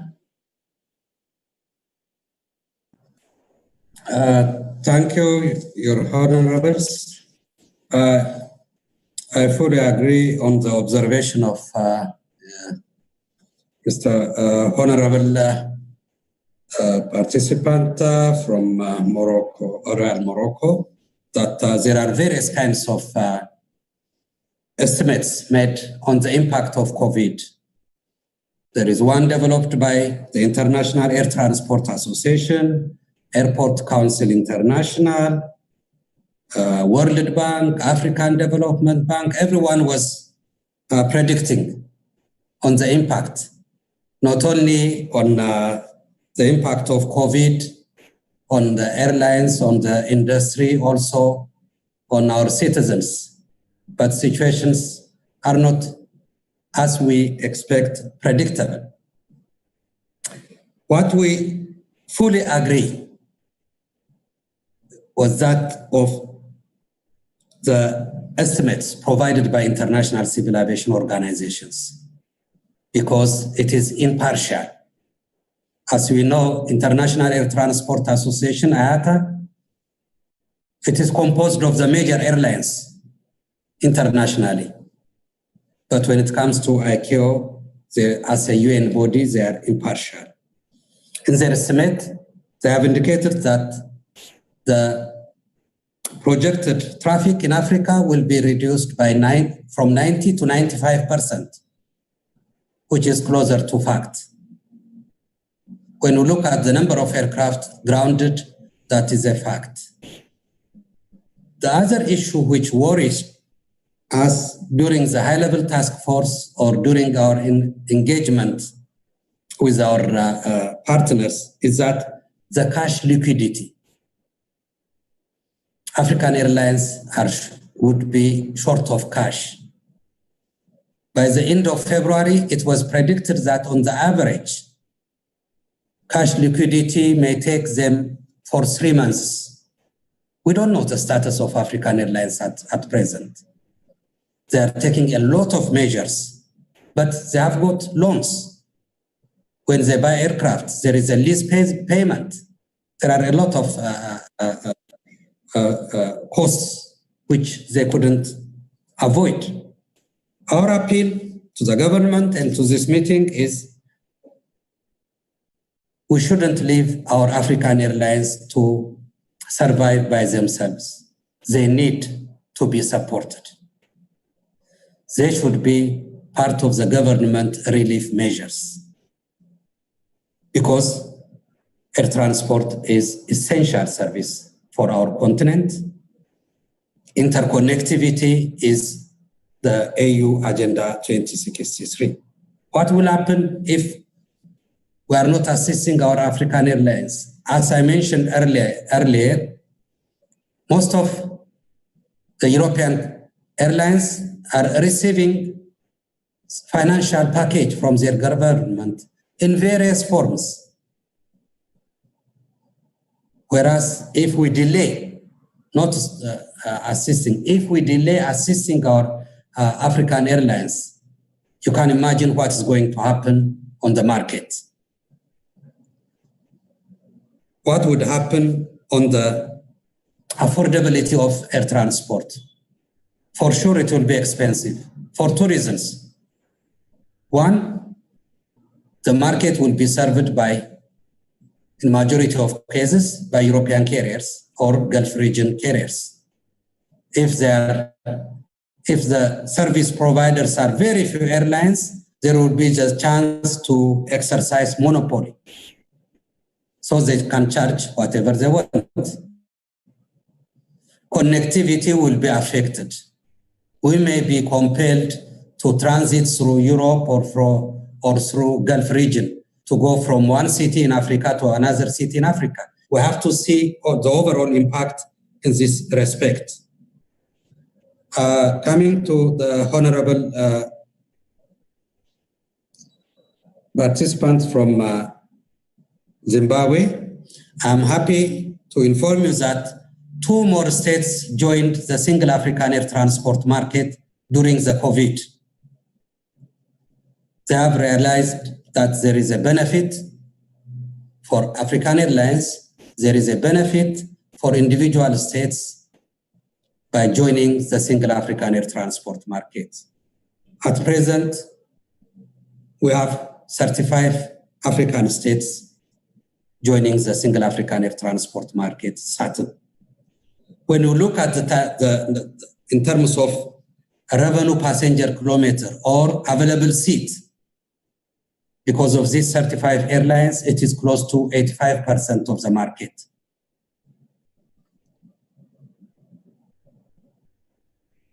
I'm happy to get the support of honorables on the issue of taxation and charges to our African airlines. On the opening of airports, as has been said rightly, it is a decision and the decision of individual governments. Because each government has to take into consideration the situations on ground. They have to receive professional advice from their medical and other agencies. AFCAC is not in a position to talk about the schedule of which airport is going to be opened, but what we are promoting is to ensure all the measures, the global measures, are implemented for the safety of passengers, for the safety of all officers working at the airports, and also working at the all the organizations involved on air transport. Therefore, AFCAC will not be involved on the scheduling of opening of airports, but we are promoting the implementation of the various measures. All protocols have been developed and circulated to member states. It is in the hands of the civil aviation authorities. They have to ensure that each state is implementing the measures so that the other party will have the confidence to receive the airlines and also to receive passengers originating to those places. With this note, I'm really happy and honored to take part in this meeting. And I'm also confident that the conclusions I made in my presentation will be taken further with your respective governments. I thank you all.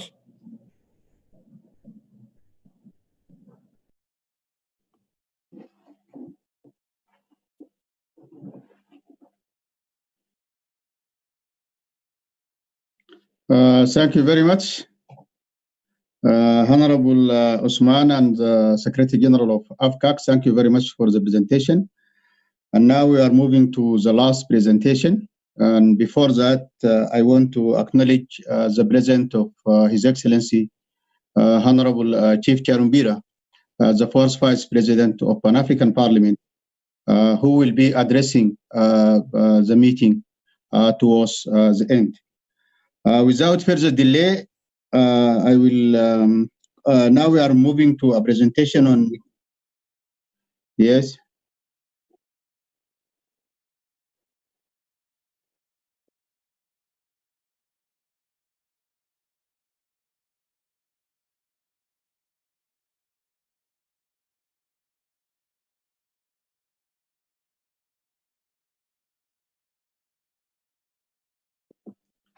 Thank you very much, Honorable Usman.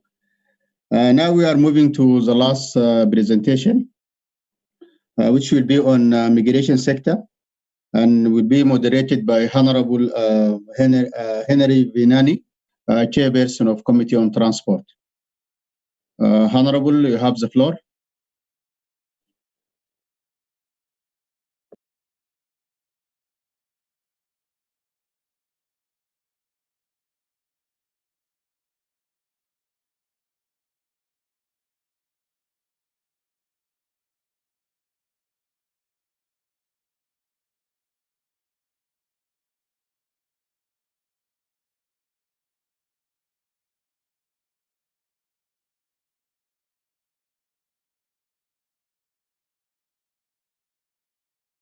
Thank you very much. I don't know if Honorable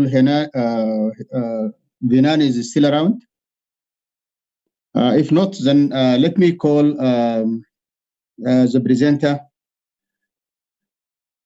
from AU Labor Migration Advisory Committee, Chair, the representative from ECOWAS. You have the floor.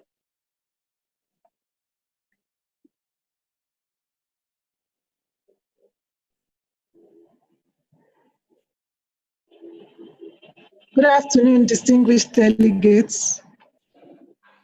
Ladies and gentlemen, good afternoon to you all. On behalf of the African Union Commission, I would like to thank you very much for this opportunity to make the presentation. My name is Abimbola Oyelonu, and I work with the ECOWAS Commission as Program Officer for Social Development. ECOWAS is currently the chair of the LMAC, that's the Labor Migration Advisory Committee, and that's why we are making this presentation. So I'll go straight into the presentation, which looks at the role of the PAP in labor migration issues. The slide here is on the background to the LMAC. And by way of background, we would like you to know that the African Union heads of state adopted the migration policy framework for Africa, which would be known hereinafter as the MPFA. Now, the MPFA provides guidelines for the adoption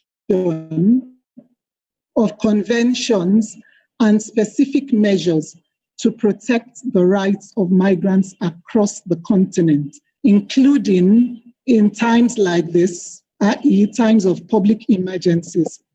The first chapter of the MPFA is devoted to labor migration issues. Now, the MPFA urges for a comprehensive approach to regulatory and administrative measures to ensure safe, orderly, and productive migration. Lastly, in order to ensure the proper implementation of the MPFA, the African Union heads of state adopted the AU-ILO-IOM-ECA joint program on labor migration for development and integration in Africa, otherwise known as the JLMP, in 2015. Next slide, please. Now, I'm sure a lot of people are asking, what exactly is the labor migration advice? With all the information you need to know on what the LMAC is. The LMAC is a tripartite African Labor Migration Advisory Committee, which has been created by the AUC in line with decision of the AU heads of states adopted in the AU Plan of Action on Employment, Poverty Eradication, and Inclusive Development, requesting the AUC to create a tripartite African Labor Migration Advisory Committee of the AU LSAC, the LSAC being the Labor and Social Affairs Commission.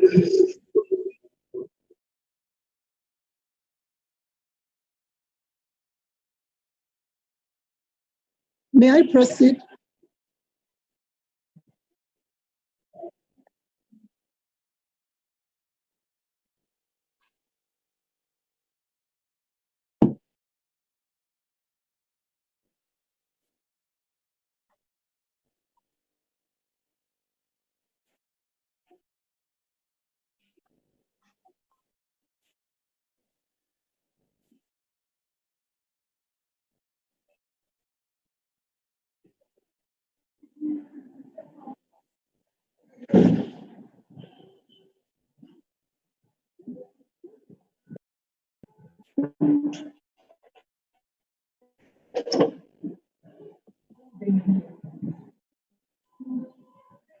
Hello, IT.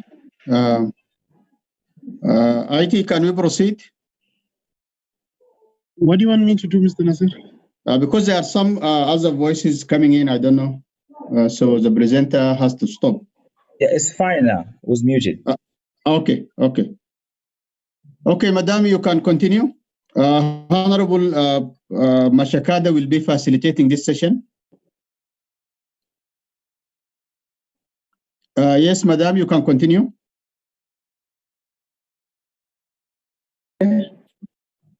So, as I was saying earlier on, I was trying to give some background information into what the LMAC is. And I was explaining that the LMAC is a creation of the African Union, specifically the AU Plan of Action on Employment, Poverty Eradication, and Inclusive Development. Now, the LMAC, as we said earlier on, is a tripartite body. It is made up of 8 recs, the Pan Commission on Human and People's Rights, the African Committee of Experts on the Rights and the Welfare of the Child, OATU, ITUC Africa, Business Africa, ILO, IOM, ECA, universities, research institutions, African diaspora organizations, and women in cross-border trade. As you can see, the composition of the LMAC is indeed very rich, and this provides it with every impetus to fulfill its mandate. Next slide, please.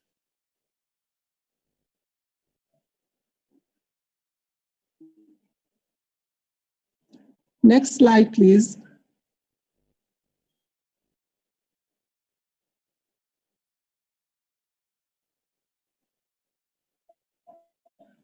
Next slide. Okay, slide 4. Now, the mandate of the LMAC. What exactly is the LMAC established to do? Now, the LMAC's mandate is to provide recommendations to governments, the AUC, RECs, and social partners to promote improved labor migration governance and protect the rights of migrant workers and members of their families. The mandate of the LMAC is closely aligned to the objective of the JLMP, which is to contribute to improved labor migration governance. Yes, sir? Can you hear me? Okay. May I proceed, Mr. Chair? Hello? All right, sir, may I proceed? Because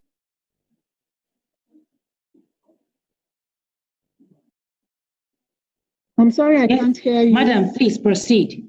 then I will call. Yes, please. All right, thank you very much.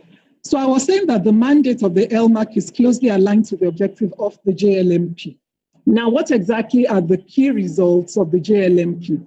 The first one is enhanced capacities of Ministries of Labor, Ministries of Foreign Affairs, labor market institutions, social partners, migration organizations and associations, the recruitment industry, diaspora organizations, women's organizations, and other relevant ministries in member states to implement their roles and responsibilities on labor migration governance.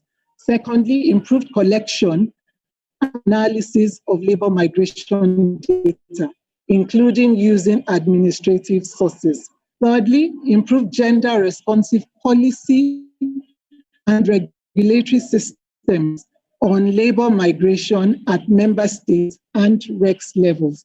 Fourthly, enhanced protection of migrant workers through multi-stakeholder on labor migration and mobility. Lastly, strengthened continental and regional operational leadership and capacity to manage labor migration and implement the JLMP by the AUC and its RECs. Next slide, please. Next slide, please. What has LMAC achieved so far? So now we're talking about the results that the LMAC has achieved so far.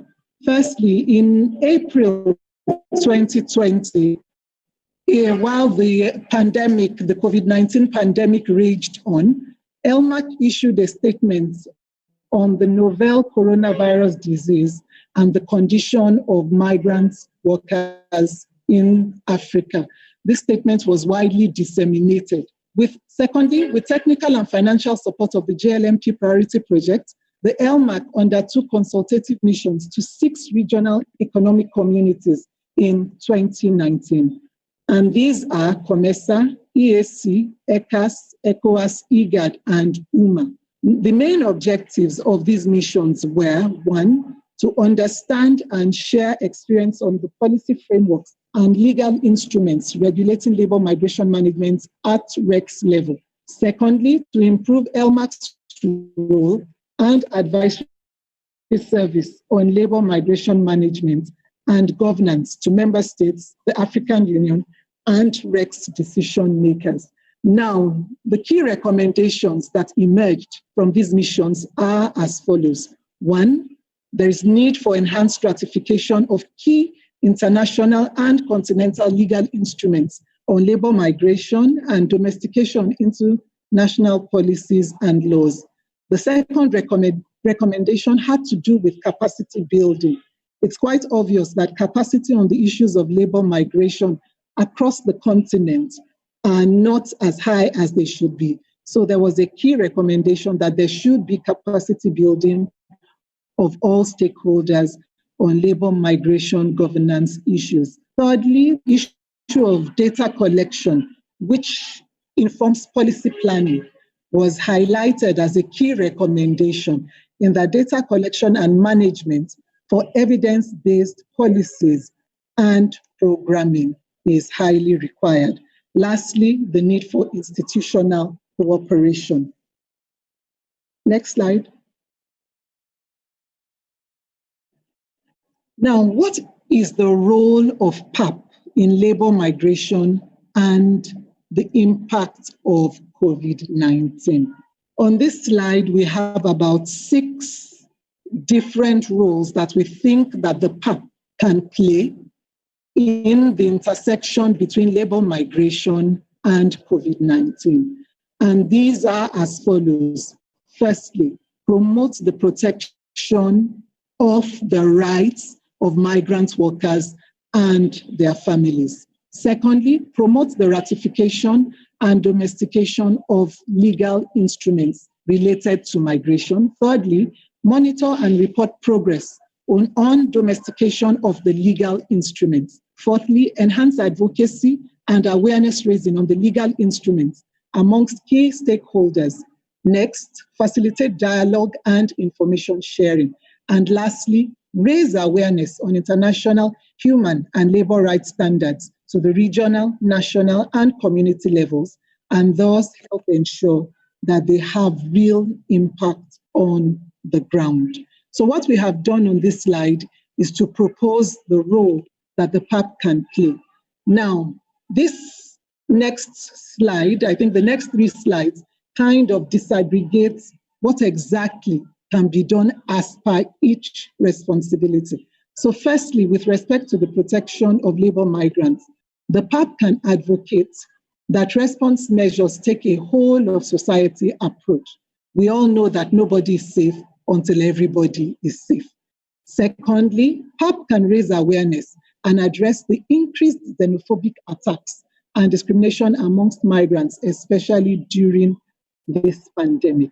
Thirdly, advocate for adoption of response and recovery strategies, including the social security mechanism. 4, advocate for access to health services, education, protection from violence, socio-economic and psychosocial support, more especially during the COVID-19 pandemic. Then lastly, promote ethical and fair recruitment as per the MPFA and Global Compact on Migration. A note here says that parliamentarians have a mandate to shape the agenda relating to labor migration at continental, regional, and national levels. Next slide.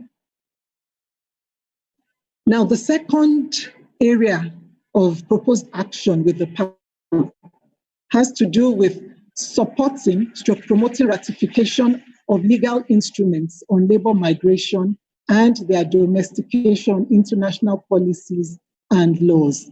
Here, there's a list of instruments that we need to have ratified if we're to ensure the protection of the rights of migrant workers.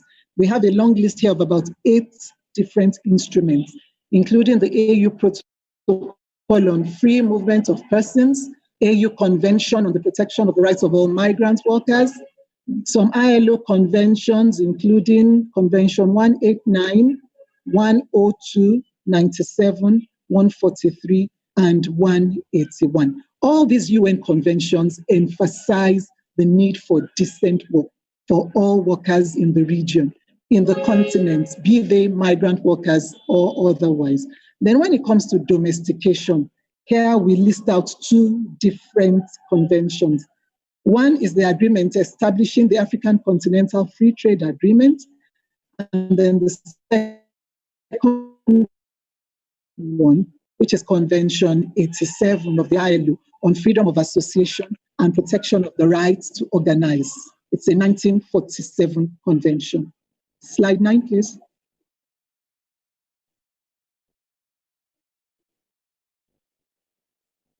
Now, the third proposed area of action with PAP.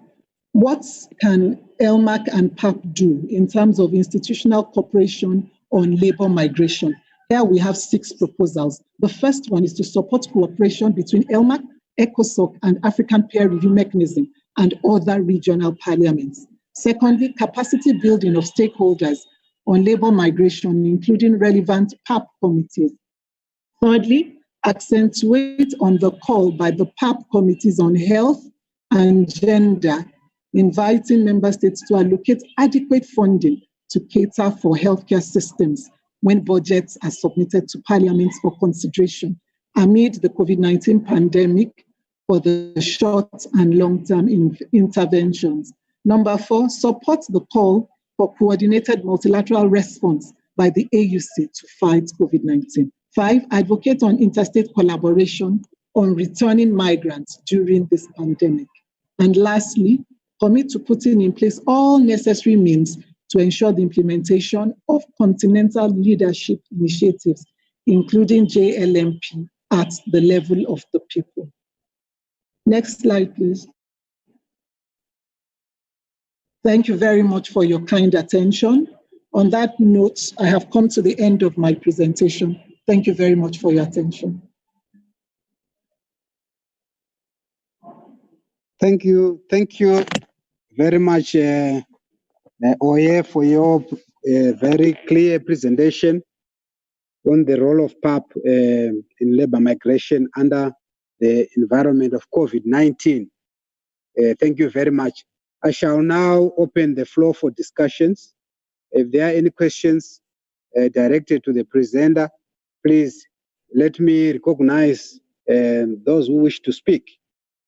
The floor is yours.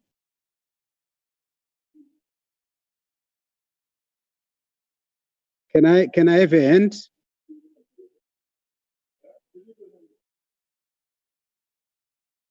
I hope you can all hear me. Any responses to the presentation, please?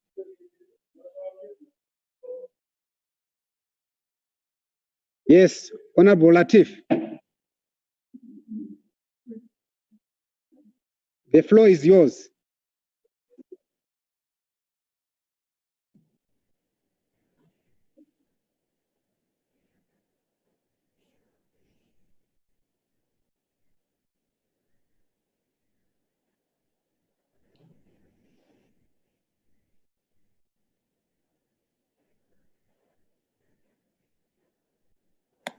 No interpretation from Arabic.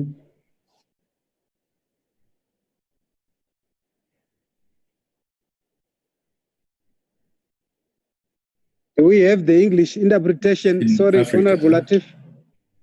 Do we have English interpretation? Can we? And other languages? Yes, I think we are ready. Okay, please, can you start getting again? the interpretation in other languages? Yeah, please, Honorable Latif, can you start again? You may continue. I thank you.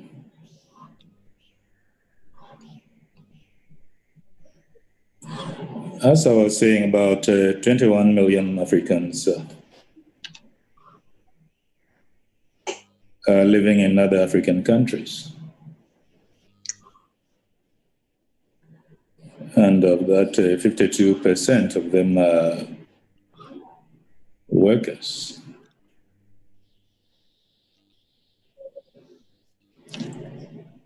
And due to the effects of COVID-19,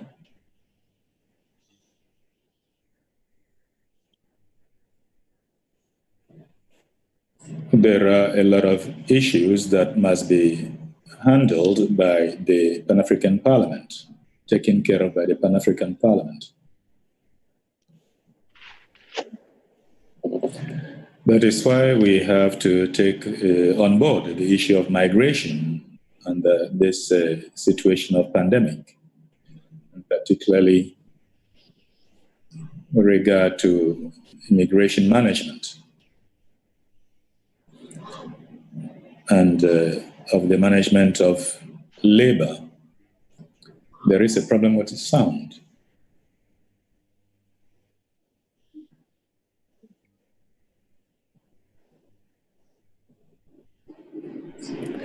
We also need to look at the borders as well as clandestine migration.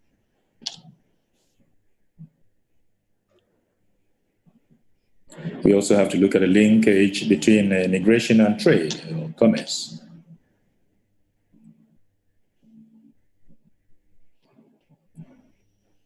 these linkages have to be examined, and this is the opportunity for us to propose recommendations.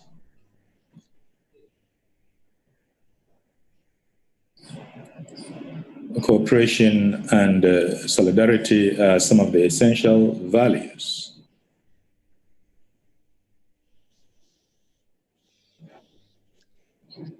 And that is why Honorable Latif, can take these summarize values on board. Can you please summarize your intervention? Can you summarize and just pose a straight question? Could you please summarize your intervention and ask a direct question?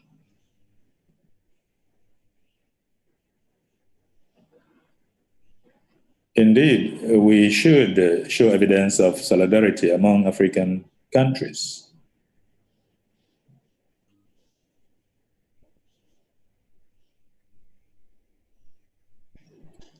We should also provide some medical aid to a number of African countries. But I'd also like to talk about the issue of migrants in Morocco, whether they are legal or clandestine migrants.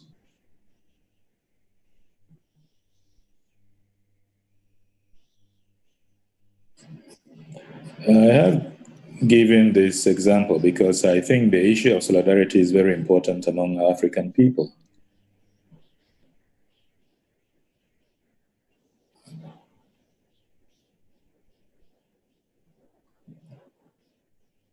And I think the COVID-19 pandemic is an opportunity for us to provide a model of action. Thank you. Thank you. Thank you for your inputs. Is there any further contributions or questions? Any further contributions or questions to the presenter? Are there any other questions or interventions?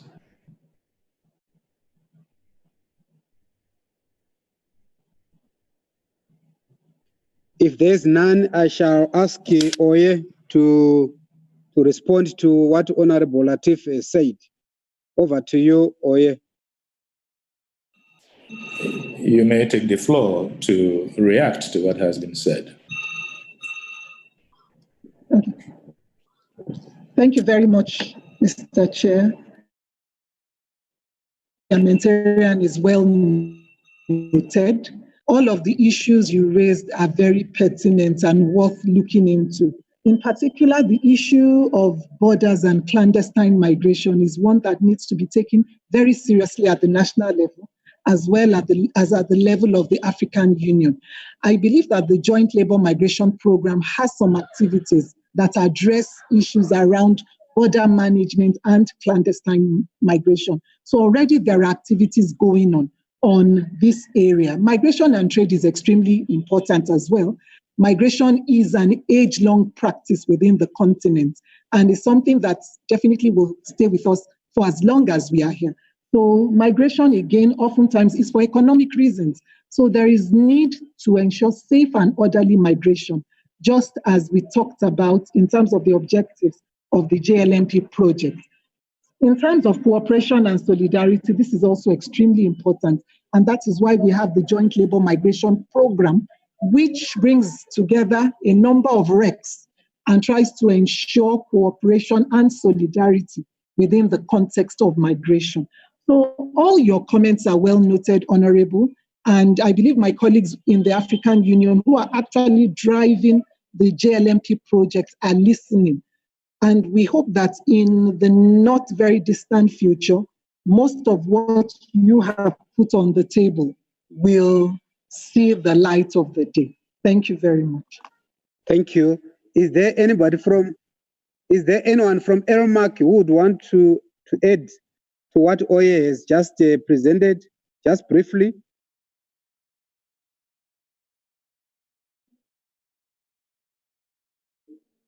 Okay. Yeah, sure. Thanks. Please come in. Thank you.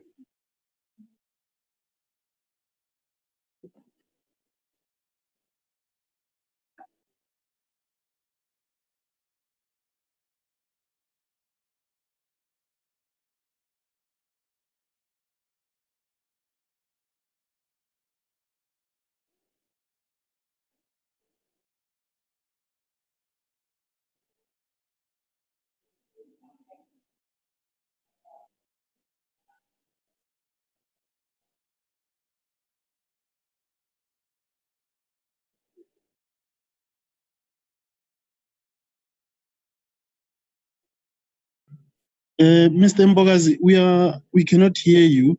Please select English as your language and mute the original audio so that the interpreters are able to interpret what you're saying. Thank you.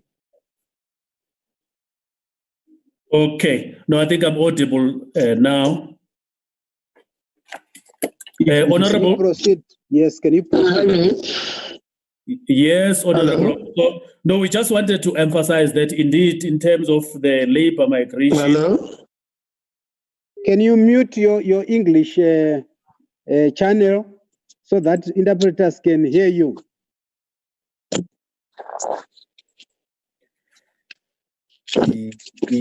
Yes. How is it? How is it now? Is it audible? Try to proceed. Yes. No, I just wanted to emphasize that in terms of the CFTA, the linkages between trade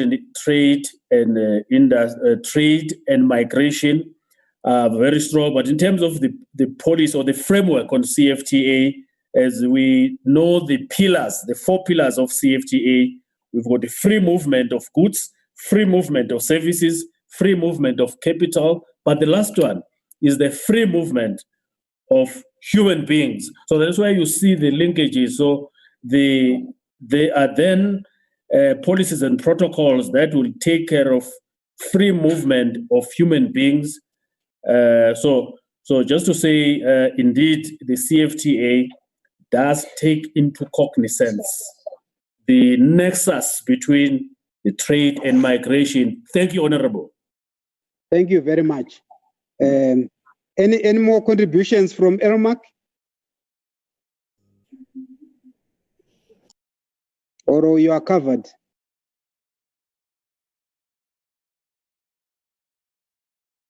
Can I wrap up this session? If there are no any further contributions, please. Yes, I want to thank the presenter and all those who have participated in this very active session. And now wish to hand over to Chief Charumbira for the next session. Thank you, Chief Charumbira, Honorable Chief Charumbira.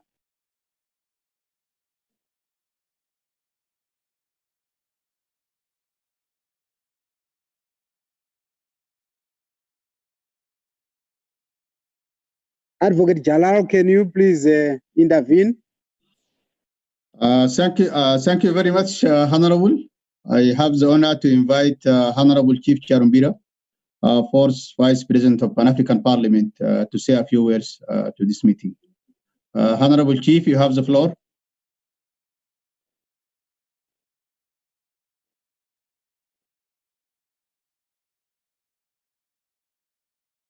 I don't know if Honorable Chief having a technical problem because I see him online, but it looks like his line is frozen.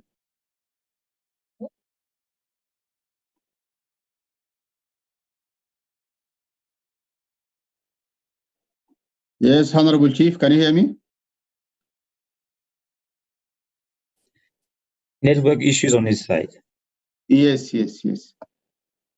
So the staff is communicating with him. Maybe we just give him. Yes, Honorable Chief, you have the floor. But this time, last time I did it easily. This time I said it appears I'm not getting any sound. Honorable Chief, on the other end sets. Honorable Chief, I can see the names of who is there, everything, but I don't hear. Just silent. Honorable, you can hear you now. You can go ahead. Yes, Honorable, you can hear you. You can go ahead. Yeah, hello. Yes, we can hear you. No, I'm not. I can hear you on this phone, but on the Zoom side, I should not be getting anything. We can hear you, but I don't know if is it from our side. IT, maybe you can help. Yes, we can hear Chief Charumbira. We can hear him clearly. We can hear him. Yeah, now I'm unmuted. Hello. Hello. Yes, Honorable, we can hear you. Hello.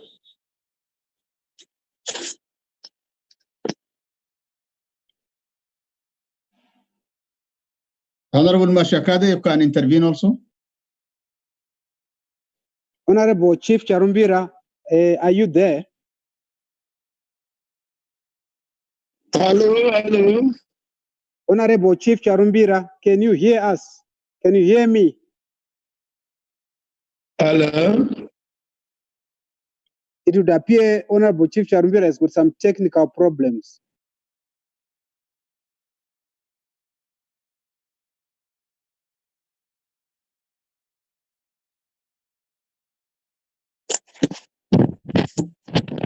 Yes, Honorable Mr. Chief Gadi. Charumbira, Hello. can you go ahead? Hello. Oh, Advocate Jalal, it would appear Chief is having difficulties. Yeah, it looks like we can hear you, Honorable Chief Charumbira. I don't know if you can hear us. Hello. Yes, Honorable, you can hear you.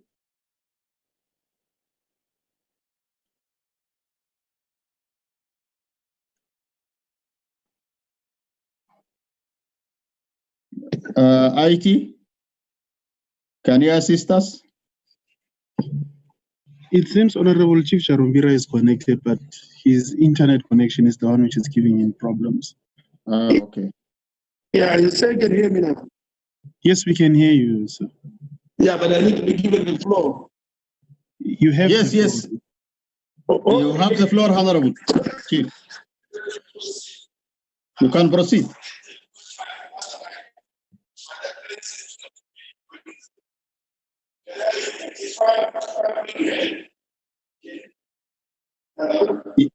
Yes, Honorable Chief.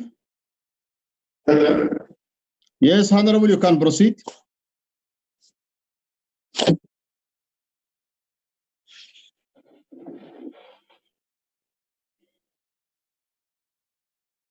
Hello?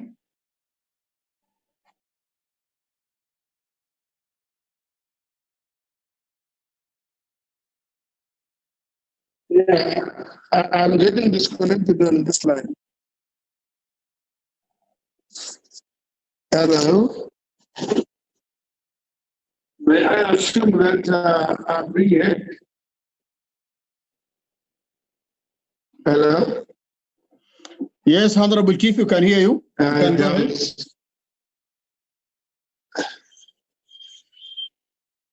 There is a problem here. Yeah, but you can hear you.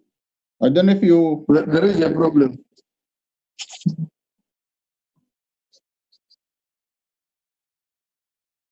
But let me, first of all, Honorable Chief? I recognize the two chairpersons. The chairperson of Senate Committee, the chairperson of Council. But I think I want to show that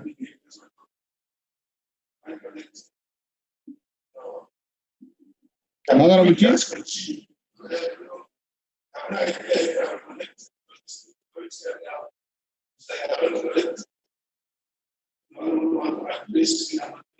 IT, can we connect him through the phone? Maybe just to hear his voice.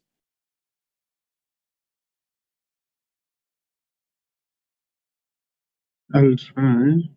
Yeah, just try to maybe connect him through the phone so we can, at least he can.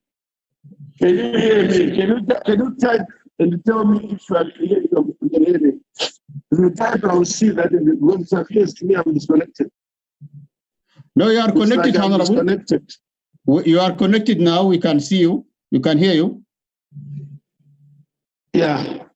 Yes. I think we are experiencing a serious problem here. Yes, you can just go ahead because you can hear you.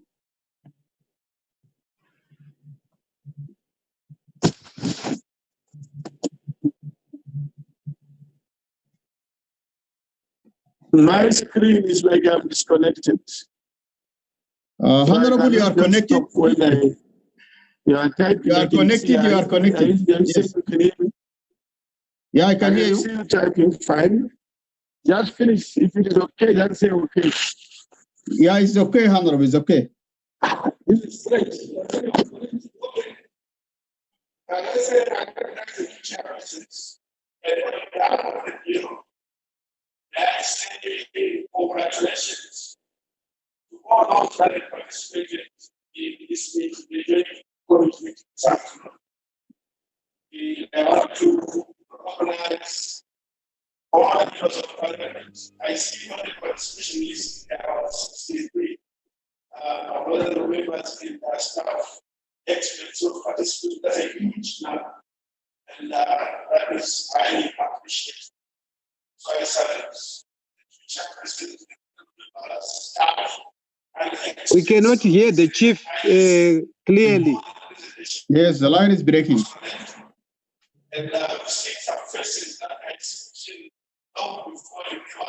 Honorable Chief, the line is breaking. We cannot hear you.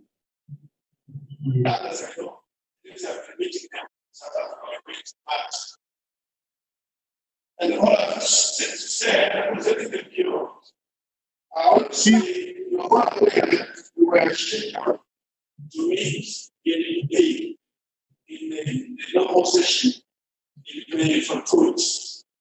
But all those plans fell away because of the IT, can you assist? And the board really understands this. What is going to happen? Yes, we can't hear Honorable Chief. The line is breaking from his side. Can IT call the Honorable Chief so that he can speak through the phone? Yeah, this was what I was asking. IT? Yeah, I'm doing this, sir. Okay.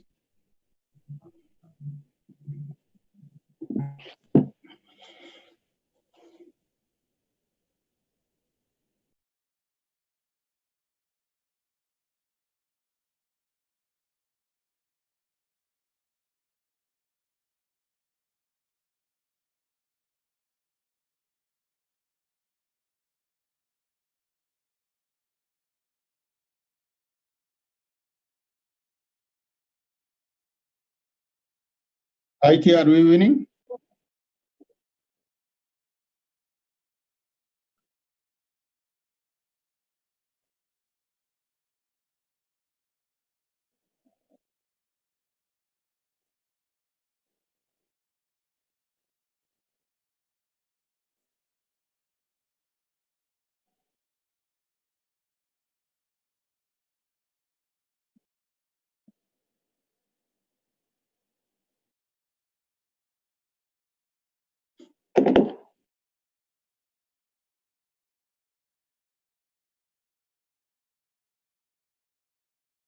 IT?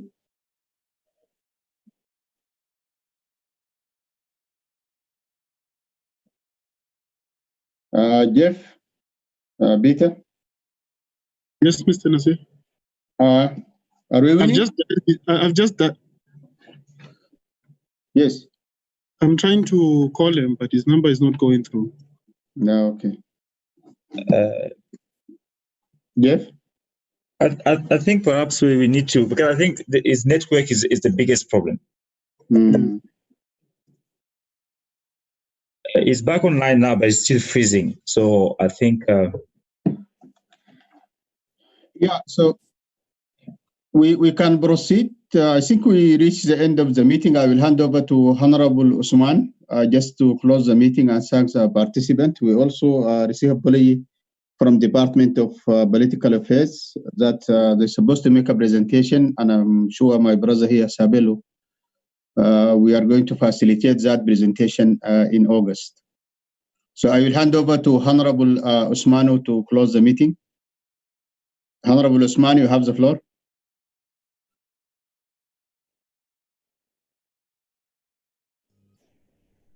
Thank you, moderator. Thank you, honorable members of the Pan-African Parliament.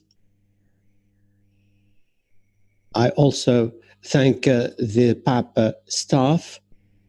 I also thank our colleagues from other institutions, the African Union and ECOWAS, who kindly accepted to enlighten us on the debated issues, to enlighten us as members of Parliament on an issue of current affairs. And that is the impact of COVID-19 on all sectors, particularly the trade sector, the transport sector, and migration. We were pleased to listen to the various speakers. We hope that we can finish this meeting a little bit more enlightened. This should enable us to make decisions, the decisions that we really need. We hope that that these hard times imposed on us by the global sanitary situation will be a thing of the past. We also hope that all the activities in these sectors will resume soon. And we hope to be able to meet soon in PAP to continue with our work as Pan-African Parliament and as elected members of the African continent. Once again, I reiterate my thanks to the speakers, to the PAP staff who have been working hard independently of anything else. So we have been able to meet, discuss, and talk about the situation in our continent. Thank you very much indeed. I thank everyone here. I thank all the actors, and thanks to their genius, so we have been able to have this meeting. I thank you very much. Thank you. Thank you, Honorable.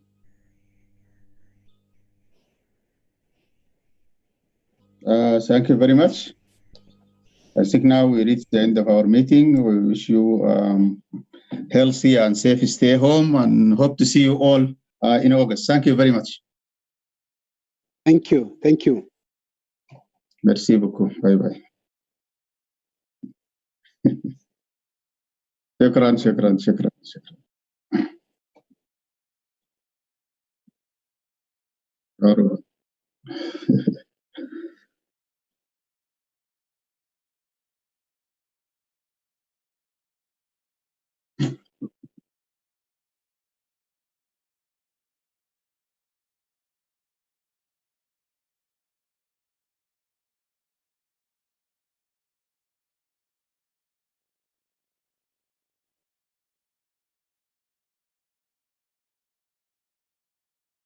IT, can we end the meeting? IT?